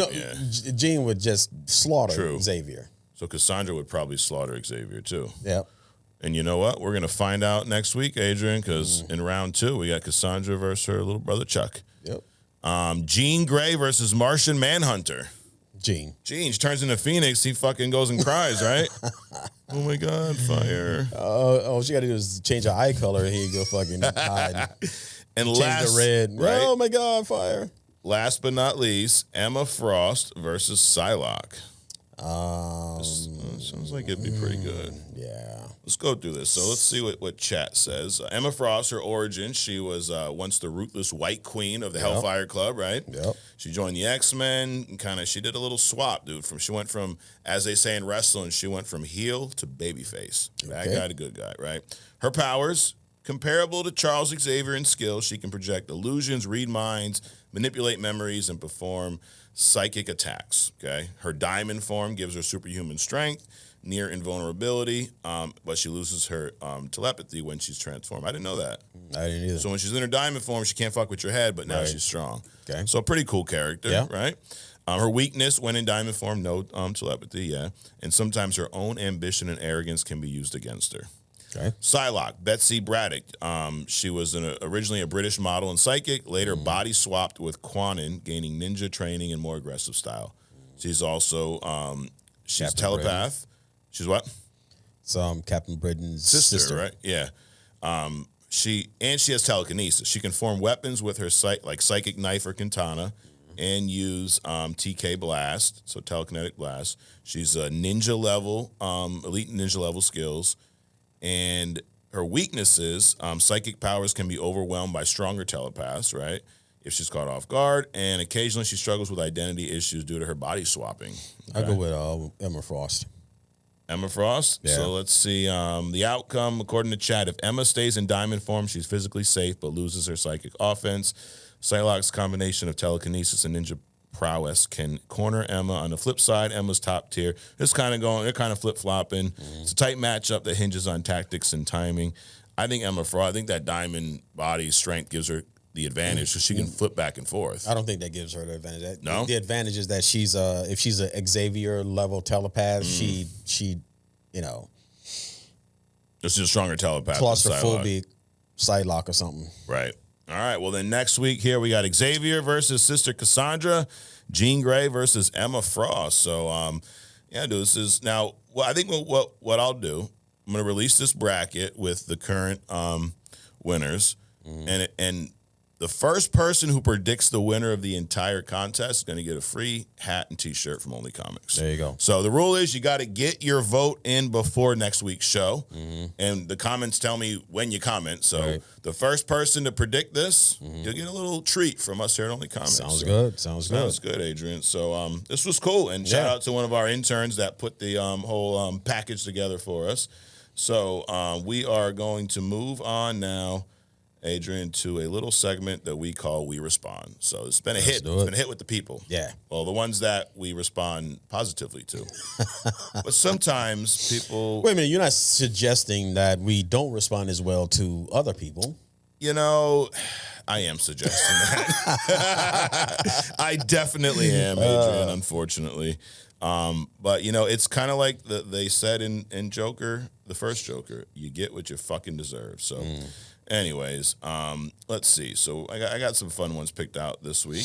First, we got Ryder. I gotta apologize to Ryder fan because he dropped this same comment like a week ago, but it was like right after I prepared for the show, and I missed it. So he said, "Hey guys, great episode as always. I know you guys just reviewed Fantastic Four and the Rise. Yeah, remember we did that. Yeah. I was wondering if you guys would be doing a rewatch review of a past Superman movie as we get closer to the release of the new movie in July. We didn't plan on it, but that seems like a great idea. Sure. Now, so I'll ask you, Adrian. Well, I got two to pick from, and you tell me which one you think we should review. You got the your boy Zack Snyder. You got his Man of Steel, okay, with Henry Cavill, or we got the OG Christopher Reeve's first Superman movie. OG Christopher Reeve. Let's do it. Let's do it.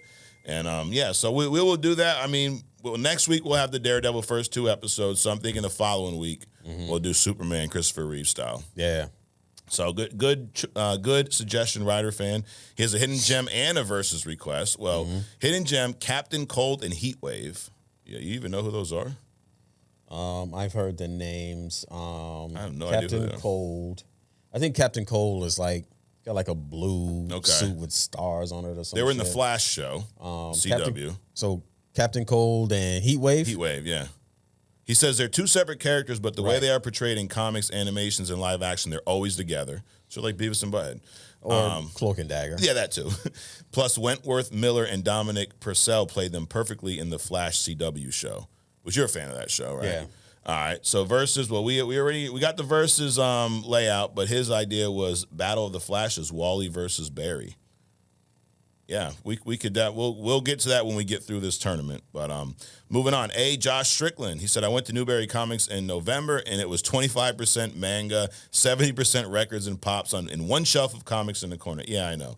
I wasn't thrilled. Bomb shirt though. What the fuck, Newberry? Yes. What the fuck? He says that Daredevil, and shout out to Josh, he's an intern.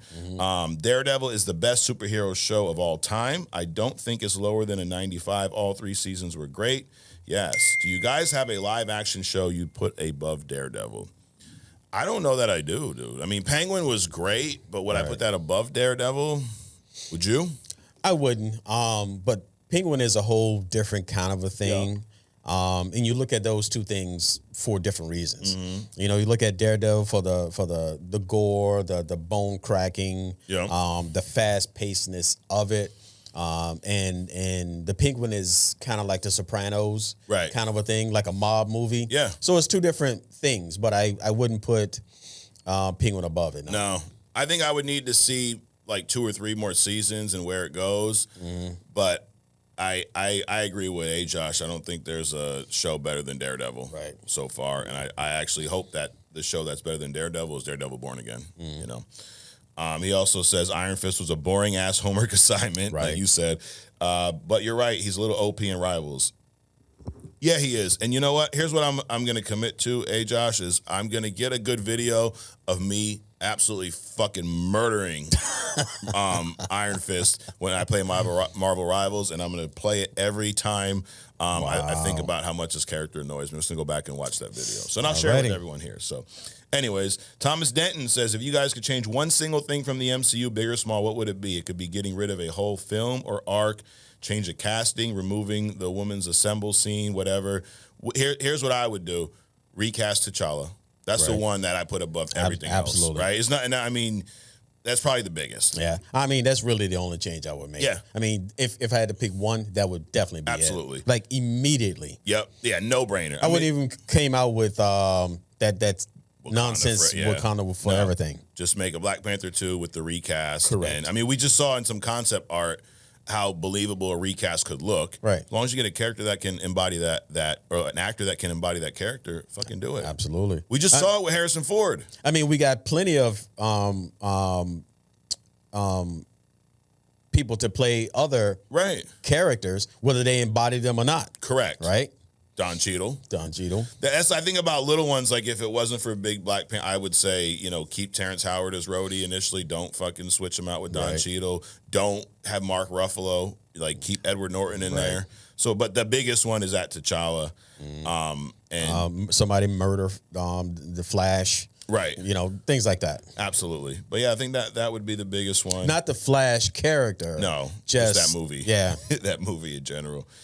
But, you talk about embodying the character, and there's plenty of actors that if you gave them a shot could. Absolutely. And that character is such an essential piece to the Marvel comics. Like Black Panther, T'Challa's in everything, dude. Right. All these events, secret, all these things, he's there. He has a presence. Right. And now it's lacking with what they did. So, yeah, I would have just replaced. I was starting to say we saw this with Harrison Ford. The guy died. William Hurt.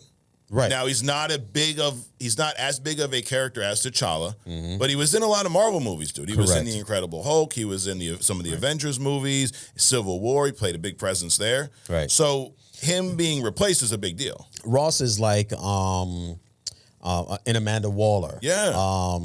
A Nick Fury. Right. One of those people that are up there. Yep. But they have a presence throughout everything. Correct. Right. And the recast, I think, was phenomenal. Yeah. Harrison Ford did his own thing, but he embodied Ross, and he evolved the character to the next level to where he can now transform into Red Hulk, and it doesn't seem off. Right. Like, no, of all the stupid critiques I've seen about that movie, no one said anything about the recast, and everyone praised Harrison Ford's performance. My point is, you get a good actor to do the same thing with T'Challa, then we're not dealing with Shuri, half Black Panther, half not, whatever the fuck she's doing. I told you why they don't want to do it, though. Why is that, Adrian? Let me see. The richest, most powerful person in all of comics. Yes. Not just Marvel. Right. All of comics. And all of entertainment, actually. Right. Remember, I had that TikTok a few months back where it listed all the fictional characters' net worth. Right. And who was number one? Your boy. Yep. So, anyways, that's what we would change. Thomas, thanks for asking. That dude, Pablo, he's an intern.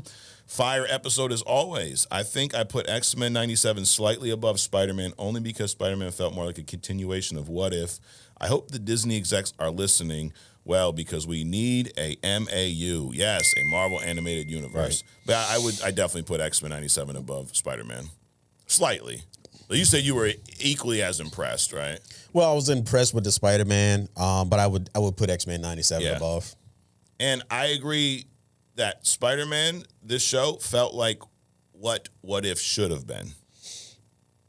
Or what they could have done with a What If show. Well, I think the premise behind What If is like the put us to sleep. Or? Well, there's that, but it's I'm assuming it was done by a bunch of different artists and teams, and they just kind of like put everything together. Yeah.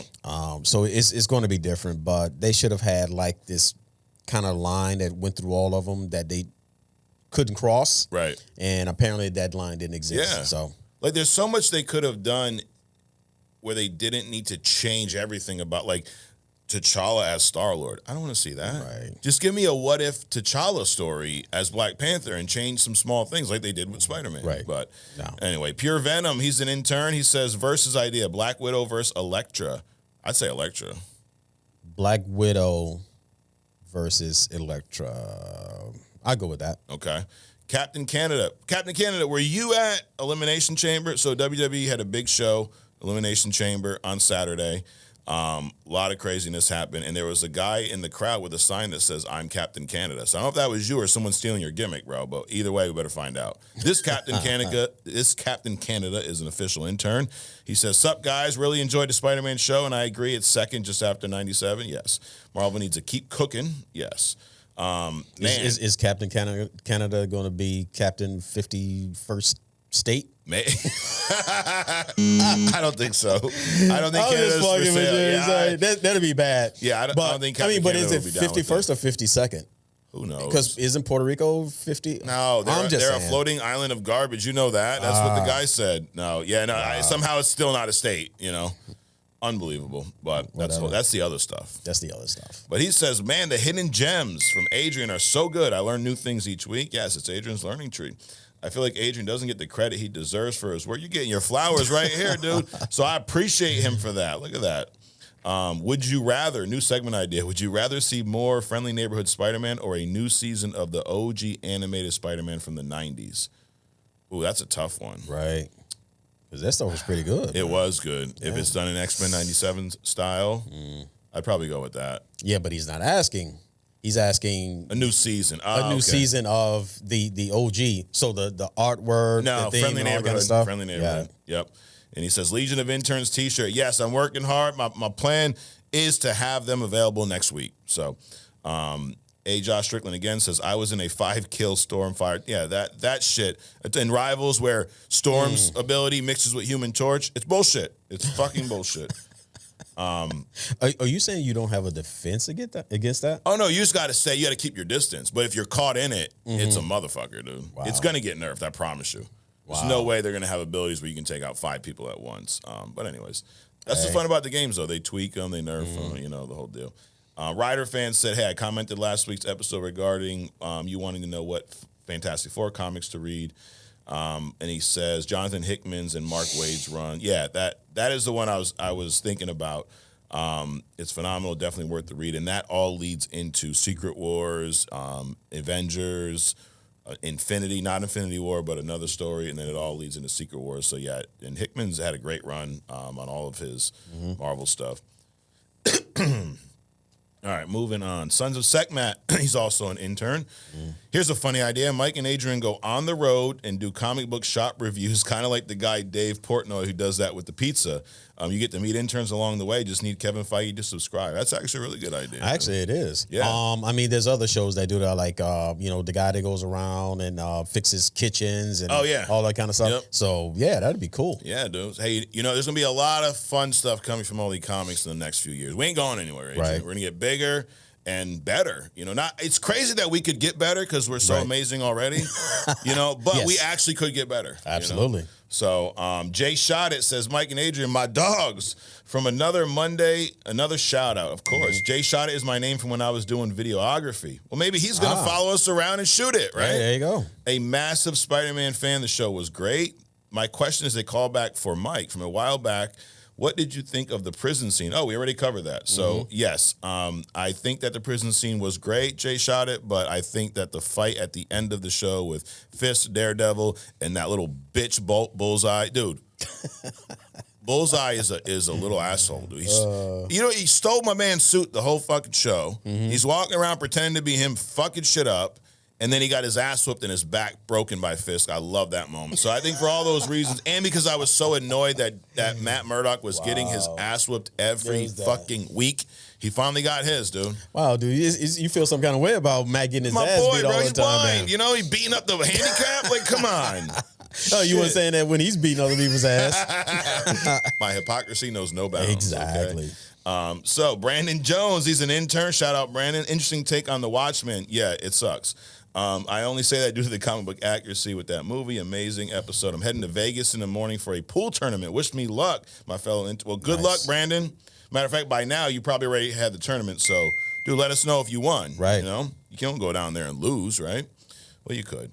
You could. Pure Venom's, he's an intern. Another comment says, another great show. Keep it coming. We ain't going nowhere. Question for Adrian, since I can't find anyone else who watches Reacher. You watch Reacher, right? Yes. What is your review of the first 2 seasons and this season so far? You having a military background, I think it'd be an interesting insight and review.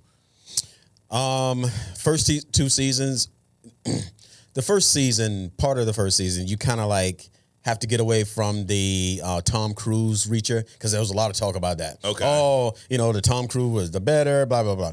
Even though this guy is so much more like the book version of Reacher. Okay. It's Alan Richardson. Alan Richardson, which, by the way, he used to play Aquaman in Smallville, the TV show. And he was in Titans. And he played Hawk. Yes, he was in Titans. He played Hawk. So I liked this, the first. I like them all. Now, this season is a little bit more, let's call it mature. Okay. Let's call it a little bit more depth and planning.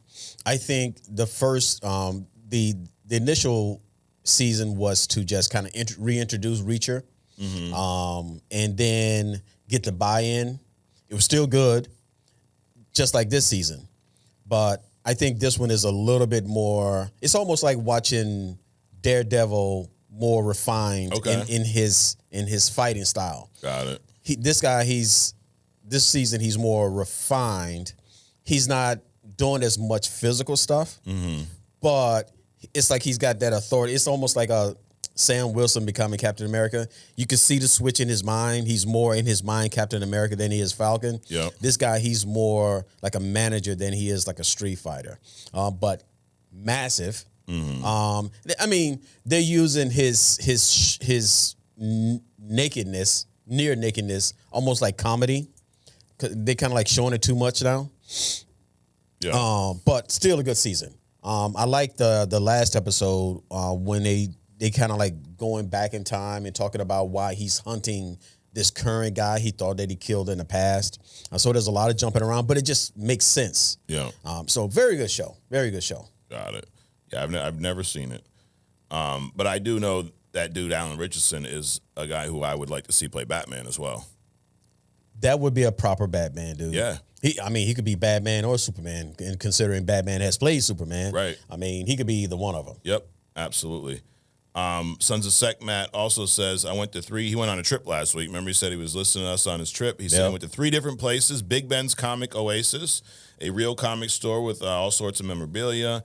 In Houston, Nons, Games, and Comics, also great. And then, like Adrian said, half-price books. I picked up Children of the Atom, number 1, Secret Warriors, 8 through 11, versus Mr. Sinister, and the Inhumans, Axis graphic novels. So, some nice pickups there, Sons of Sekhmat. That'd be a nice, like a mini series. Well, they tried it before. The Inhumans. Yeah. It was kind of, it was pretty bad. Actually. Yeah. It was, again, it's almost like they didn't know what to do with these characters. They did Medusa well. Right. They did Black Bolt pretty good. Lockjaw was awesome. Yeah. Triton, not so much. The other guy who I did, Karnak, I did a hidden gem on him.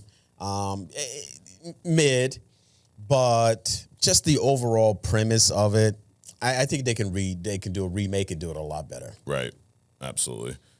Bullseye Bubba says, another great show, guys. Thanks for the big shout out. I'm a little late, but man, I did like Captain America Brave New World. Yes.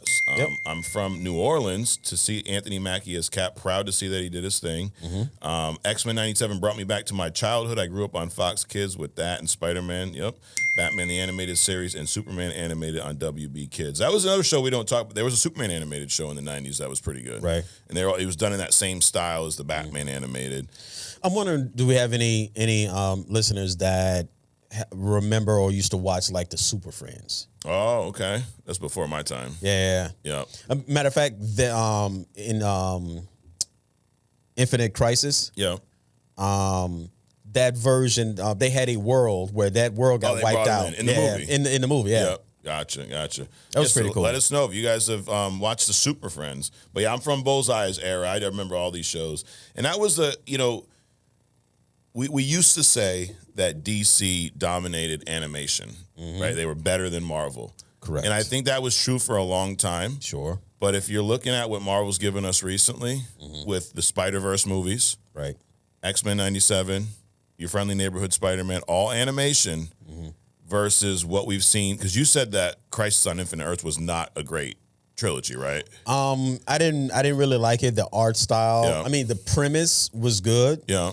But I didn't like the art style. I didn't like how they. No.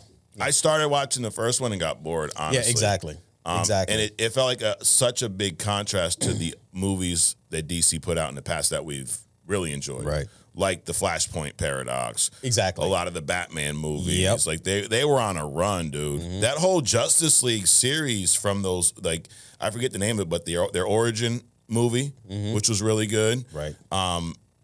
They were on a run of really good movies, but I would change my stance now and say that for like the past probably 5 years, Marvel's been kicking DC's ass on animation too. I think what they did was, I think DC in the past catered their animation toward mostly adults. Yes.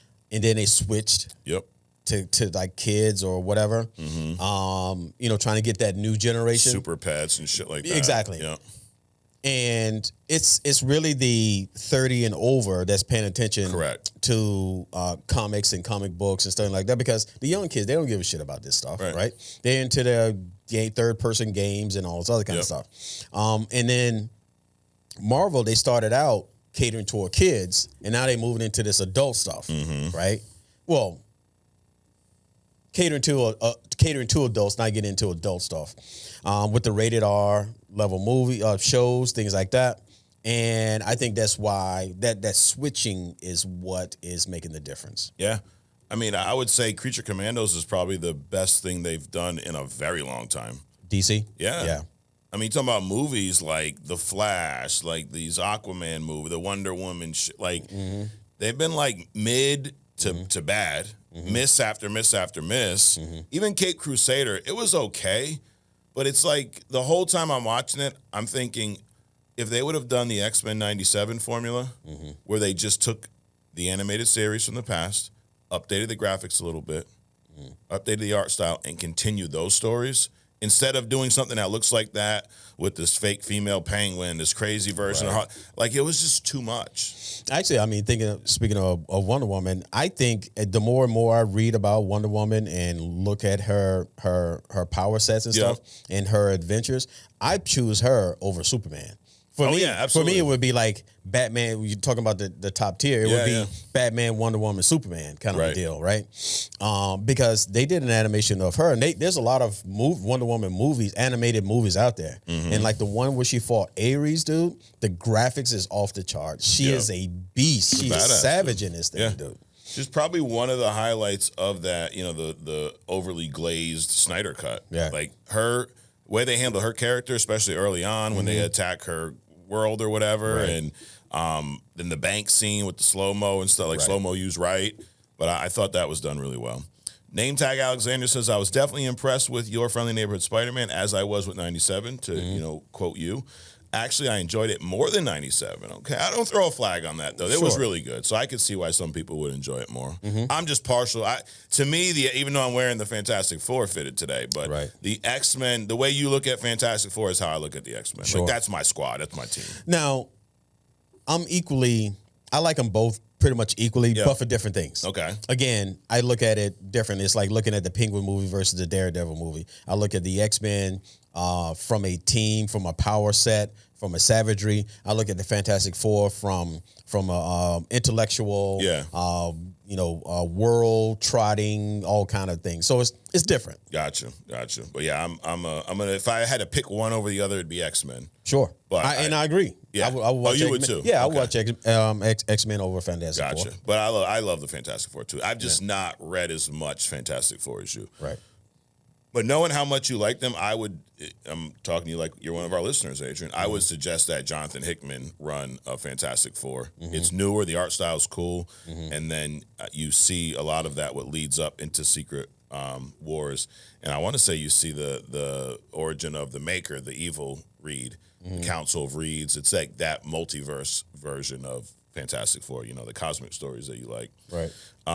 Moving on to Spotify, Hung Solo says, I got to ask both of y'all if you ever heard or know about the Winchester brothers. I do not. They're at Warner Brothers, DC. They have killed or fought about everything. Oh, okay. I'll have to do a little research on that. But he says, love y'all show. I work early, so I miss them on Mondays, but I still make sure to listen and support y'all. Good job, Hung Solo. Dean, that sounds a little naughty. That sounds like you would get an invite to Diddy's party. I'm just saying. Dean 084, what's up, guys? Another great show. Adrian's hidden gems are getting crazy. I agree with each week, and it's fucking awesome. Yes, keep them coming. Mike, I 100% agree with you about Iron Fist and Rivals. Yeah, fuck that asshole.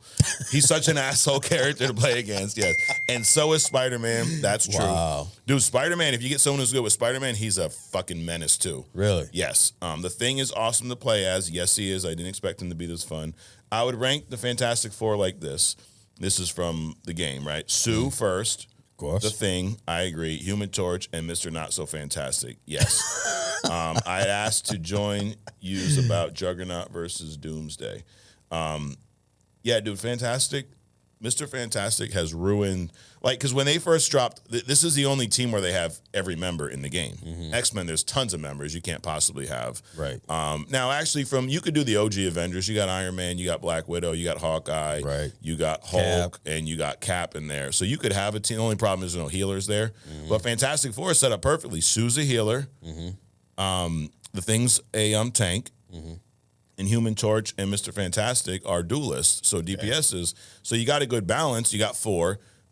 I've yet to see anybody have all 4 of these members in their team because Mr. Fantastic is atrocious in this game. Mr. Fantastic powers, they really only serve him in his scientific expeditions. Yeah. He's not a combatant. No. He's not a good defense person. He's I need to reach my computer is 3 floors up, so I need to stretch up there and flip a button or something like that. Or somebody's falling from the sky, I can turn into a parachute kind of a guy or a boat kind of a guy. Yep. I mean, his powers aren't meant to be like that, I don't think. So, of course, he's going to suck out of all 3 of them. Yeah, and he sucks at the best to his ability, Adrian, in this game. So, but Human Torch has been fun. Yeah, I didn't play a ton this past week. I got a few little sessions in, but Magneto has still been my favorite to use in this season. And I gravitate more towards the tanks. I do like Captain America now that they fixed him, these buffs. So he's more fun to play as. Okay. I'm using a lot of Wolverine too with that savagery. Yeah. He's another one. If the fight is really tight, like, because it all depends on who you're playing against. If the team you're playing has a couple of aerials, some guys flying around, you really don't want to get the melee guys because you really can't do shit against them. Okay. They're in the sky. Iron Man's, hitting you with his repulsors and shit. He's fucking OP this season too. Yeah. They buffed him a little bit, and he's got this uni beam that comes out of his chest. Sure. And they upped the amount of damage per second that it does. So, dude, if you got good aim, you can just sit there and tee off on these guys. It's pretty cool. Oh, do you think that they will ever explore Magneto's other powers? I mean, that would probably put him over the top. But... Yeah, no, because he's already a badass. Okay. Like he don't fly in the game; he just hovers, so you don't get that power. Okay. He throws like magnetic blast at you, and then he has this ring of like metal behind him that he can use to throw. He kind of throws it at you, but it does impact and pushes you back. So the magnetic blast doesn't push you back; it just does damage. Okay. The other one, so if you got somebody charging you, because Magneto's kind of slow. You can hit him with that blast, and it knocks him back, and then hit him with your magnetic blast. So he can't, like, say you're the 2 teams are facing off. Yeah. He can't like pick up metal somewhere and then throw it at you or do something with it. Nope. He's got this metal behind him that he can throw. Okay. And then he pulls metal, like it recharges. Right. So he throws it once, has a little cooldown, but then he pulls more metal Okay. into it, and then he can shoot you again. Yeah. He does a force field, like a shield, so he puts a bubble around him. You can still attack in this bubble. Then he has this giant shield that like covers a handful of characters, but it's only up for a few seconds. So if you're in a jam, you can throw it up real quick and kind of back up. Right. But he's a fun character to play as. I still use Sue a lot just because her abilities are off the chart, and she's got this cool thing where if you double jump, she turns invisible and self heals. So if you go in and out, you can stay alive a lot longer with her because you can heal yourself. Got it. Which helps when you only have one healer because everybody wants to play their favorite character. It's like, dude, you're 0-10. Bitch, change. Right. Like, if you haven't got a kill yet and you've been killed more than 5 times, you should change your character. So you can change characters Every during time the you battle? die. Every time you die. Oh, okay. Got Yep. it. But if you're 0-10, you've died 10 times. So you had 10 opportunities to change. Right. But you still want to go out there as Thor, even though you suck as Thor. Well, maybe you like Thor and you just want to perfect being Thor. Well, then get off his hammer, you know? But that sounds naughty. It does. Yes, it does. Yes. Language. Thor's another one. He's fun as hell to play as. Yeah. Yep. I use Punisher. Is he funny though in the thing? He's arrogant. No, but see, like, it's funny you bring that up. You talk about the Superman movie being funny. I like the way the first Thor movie was funny. Yes. Funny because he's arrogant and he's not from this planet. Right. So he's like, when he's like, bring me a horse, shit like that. Or he drinks the coffee, another one, and smashes it. Correct. That's just what he does. But it's funny. But then you get to love Thor and, Love and Thunder. Now all of a sudden it's he's a a comedian. stand-up act and shit. It's like a Saturday Night Live skit. Right.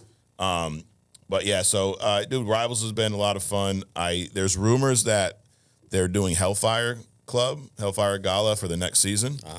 there's rumor that they're going to introduce Emma Frost as a tank, which is pretty cool. Which is appropriate. Yeah, because when she's in that diamond form, dude, she's a fucking tank, right? Now that I understand what a tank is. Yes, absolutely. So the rumors she's coming in, rumors of all kinds of X-Men showing up. So it's been a lot of fun. But moving on, what also has been a lot of fun lately, Adrian, is hidden gems. So what do you have in store for us today? Well, the hidden gem isn't so hidden. Okay. Because we've been talking about and around this character all day. Okay. So this week's hidden gem is Elektra. All right. Considering, with all the Daredevil stuff coming up. Not the Jennifer Gardner version. No, not the Jennifer Gardner version. The real one. The real one. Now, this character is kind of interesting. And I remember, seeing her early on. But she's going through some stuff. I mean, it's weird how you almost feel sympathetic about characters that don't even exist. This is one of those characters, right? Right. So to go through it quickly, because we've kind of like talked about everything about her, this whole thing. Elektra Nachios, Greek, born in the agency, not actually in the sea, but in the agency. I'm assuming some island in the agency. Okay. Father was pretty much a diplomat. Mother was a house mom, basically. Apparently, there was some attack on one of their yachts, and the mother got killed early on. Okay. She grew up close to her father, but had this, this father thing. She was never enough, and so on and so forth. When she was 10, he eventually sent her away because of psychotherapy. She thought, issues. So she started training, and he's like, well, we're just going to train you in martial arts. So she went, and the teacher thought that she was just a waste of time, but she was so determined to prove him wrong that 2 years later, she superseded everything that he thought that she could do. She got tired of him, basically, then sought out another group, eventually ran into Stick, right? Yeah. And his group. And he abandoned her because he thought that she was, his bad intentions. He thought so because she didn't have Stick. She moved on to the Hand, which is basically an assassin's group. Right. So through all this she's getting all this training, become a master of whatever she was. So she moved from being just martial arts to being trained as an assassin. Okay. Right. At some point, her father moved to the States. She started going to Columbia University, where she met Matt Murdock. They fell in love, did all this crazy stuff together. They found out who they were. Matt became disappointed that she was an assassin. Eventually, she got hired by Fisk. And Fisk assigned her to kill, I think, the journalist, right? Okay. And then Matt as Daredevil intervened. Then Fisk, in revenge, like, well, I'm gonna go and have you kill kill Folie. Right. She went to kill Folie. Folie recognized her, couldn't go through it. Oh, shit. Then Fisk sent Bullseye after her because she failed to do that. Bullseye actually killed her, right? So killed her. Matt's all destroyed. He basically cut her throat and stabbed her. Damn. Right. So Bullseye, pretty savage. He's also dying because he's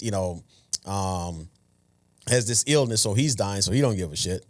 So he kills her. She crawls to Matt's apartment, dies in his arms. He's all distraught.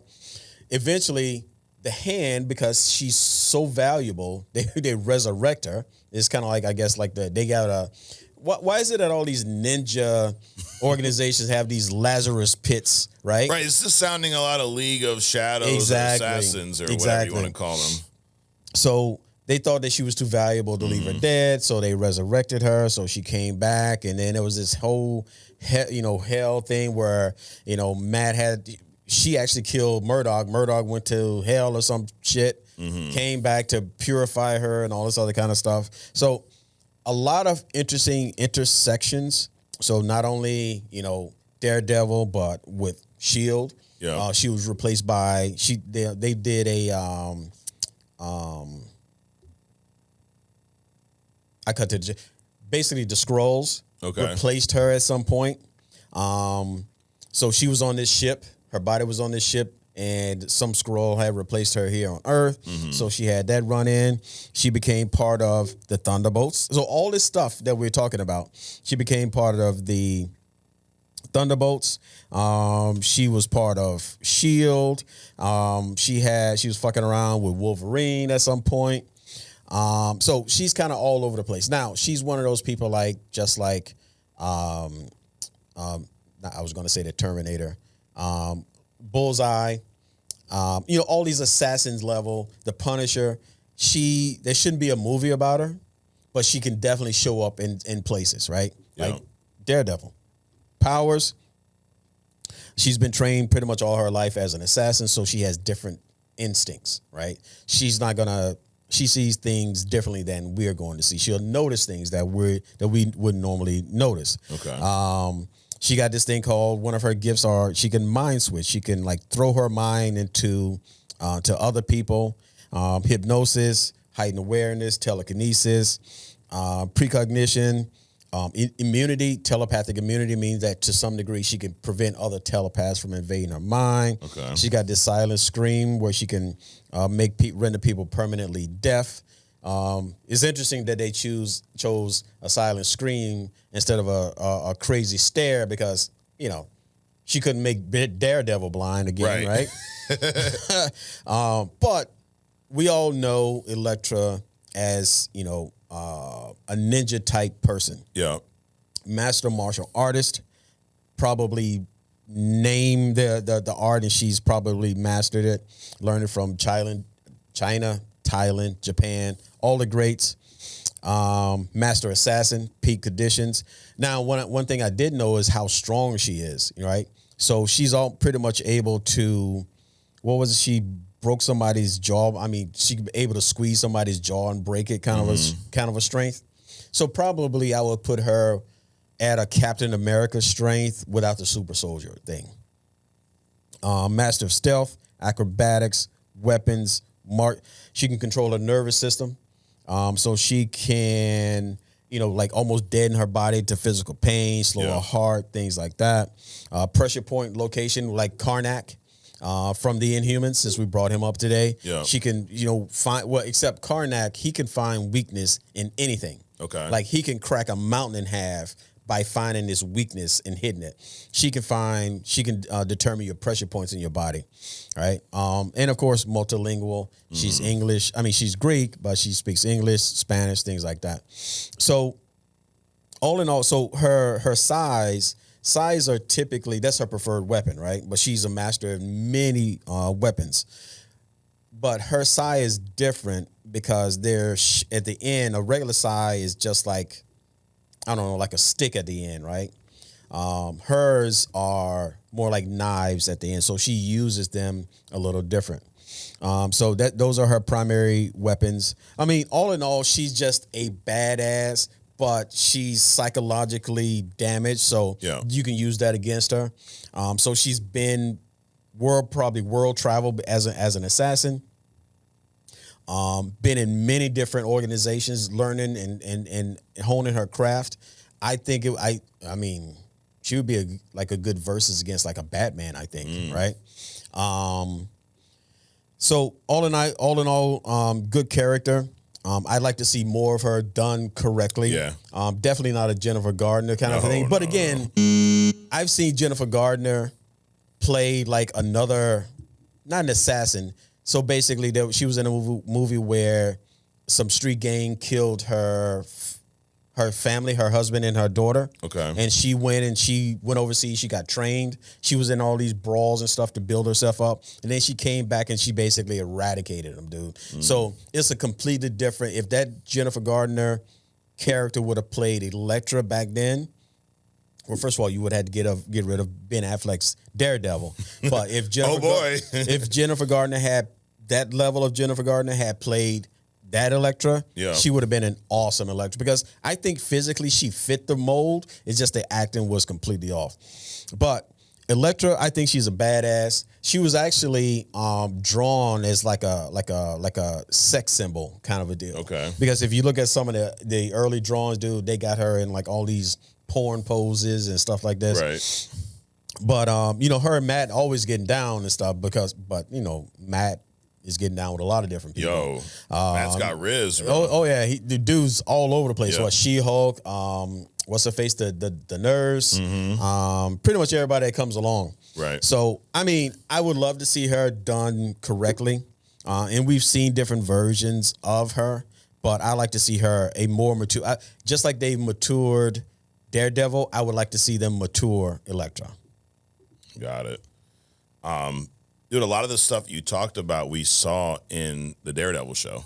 Yes. Like versions of it. Now, they changed her origin a little bit. I think she's French because the actress is French, right? See, that's stupid. That's just stupid. It is stupid. So they, like, you couldn't find new Greek. Because her origin shouldn't matter. Correct. Yep. And I'm sure French people are just as white or as Greek people, so it shouldn't have mattered. Right. You could have played. Right. You could have pulled it off. It's like you've had Irish people play Italians in movies and vice versa. But anyways. Anyway. But a lot of the stuff, like her encounter with Stick when she met Matt Murdock, the hand was a feature in that second season towards the end, right? Right. You had the dude with the blades. I forget his name, the one that came back from the dead that he Daredevil burnt. Or he caught himself on fire in season 1. The guy who fucked Daredevil up. One of the many. One of the many. One of the many. Yes. But I loved that portrayal of Elektra in that show. Yeah. And I really hope that we see her show back up in this first season of Daredevil Born Again. Because if you remember season 3 early on, or at the end of season 2, they resurrected her, like you talked about, right? Because, they were doing some weird shit with the blood of other people, but somehow they resurrected her. And then Matt saw that she was alive, and that was when the building and everything collapsed on him, and he was recouping in the church and all that shit. So we never saw any mention of Elektra again because he got caught up in this Fisk mess. So that's still a loose end that we'll see, here in Daredevil Born Again. I hope we do. Yeah. And what's interesting is, as you're sitting here thinking about it, and the relationship between Elektra and Fisk, right? I would have rather they resurrected Elektra in a show instead of Echo, because Echo was basically Fisk's assassin. Correct. Elektra was Fisk's assassin. It would have made more sense in the dynamic. Correct. With Daredevil to have Elektra than Echo. Yeah. Yeah, absolutely. That's a great point. They really should have. Yeah. Knowing that, maybe at the time they didn't know they were going to have this Daredevil Born Again, but I would assume they would have when they made that show. This probably was on the table. But I hope we see more of these characters from this Daredevil Netflix era show back up in the MCU. Right. Will actually show up in the, because that was the one thing about those shows is they're part of the MCU, but they feel very disconnected. Not a bad thing, but now that they're brought in house completely, let's have these guys mingle a little bit. Let's have Daredevil show up in more of these. Like, he should be in Secret Wars. Right. Elektra should be there. Punisher should show up somewhere. Fisk. It'd be interesting to see Wolverine show up and smash Elektra in front of Matt. That'd be. Yep. Hey, you know how your boy Logan do, But you don't hear a lot about his exploits, no. You don't hear a lot about his personal stuff other than his Japanese wife. Oh yeah. Akito or something. Yukio or something like that. Yep. Well, Adrian, that was another fantastic hidden gem. You see, fantastic. It's fantastic. Dude, I got this hat online, dude. It's pretty fetching. Look at the Marvel on the back, dude. Nice. I finally found a hat for my big ass head. So I like the material too. Dude. Yeah. Well, I love the new era hats, but I was hesitant because I had to size my head. It grew since I was a kid. I don't wear the same hat size anymore. Right. I used to wear a 7 5/8 with hair. Now that I'm bald, I'm up to a 7 3/4 to his dome. But anyways, it's because my brain's big. That's why I go with. That's exactly it. That's why, right? Yeah. You can't have a big head and small brain. Well, I guess you could. Well, you could. But anyways, we are going to wrap up with some agree to disagree. Adrian, are you ready? Let's do it. All right. So this is where I rapid fire 10. I got 10 this week of my opinions at Adrian. He's going to let me know if he agrees or not. But the real fun starts when you all disagree in the comments and get upset and say things like, that's not true, and my mommy told me it was different, and whatever. But are you ready? Let's do it. Let's fucking go. All right, number 1. This is more of a prediction, Adrian. Fantastic Four first steps will be better than Superman. I agree. The MCU's biggest mistake since Endgame was not recasting T'Challa. Agree. Superman should not be a funny movie. It should not. Elektra should show up in Daredevil Born Again. I agree. Daredevil Daredevil characters need to cross over into MCU movies. I agree. Matt Murdock has more Riz than Tony Stark. I agree. Creature Commandos is the best thing DC has put out in a long time. Long time. Yes. There's no need for a Waller show. There is not. Or a Booster Gold movie. Or a Booster Gold. And last but not least, Marvel's animation has been kicking DC's animation's ass for a long time now. I agree. The tables have turned, Adrian. That's it. Y'all had the upper hand. Yep. You won the first round, but then Marvel came out and they just smacked the shit out of you, dude. Yeah, but think about it. I mean, Marvel movies and the animation is trumping DC. Yeah. So it's like across the board. And then if they make Superman funny, man, that's gonna be it, dude. Damn.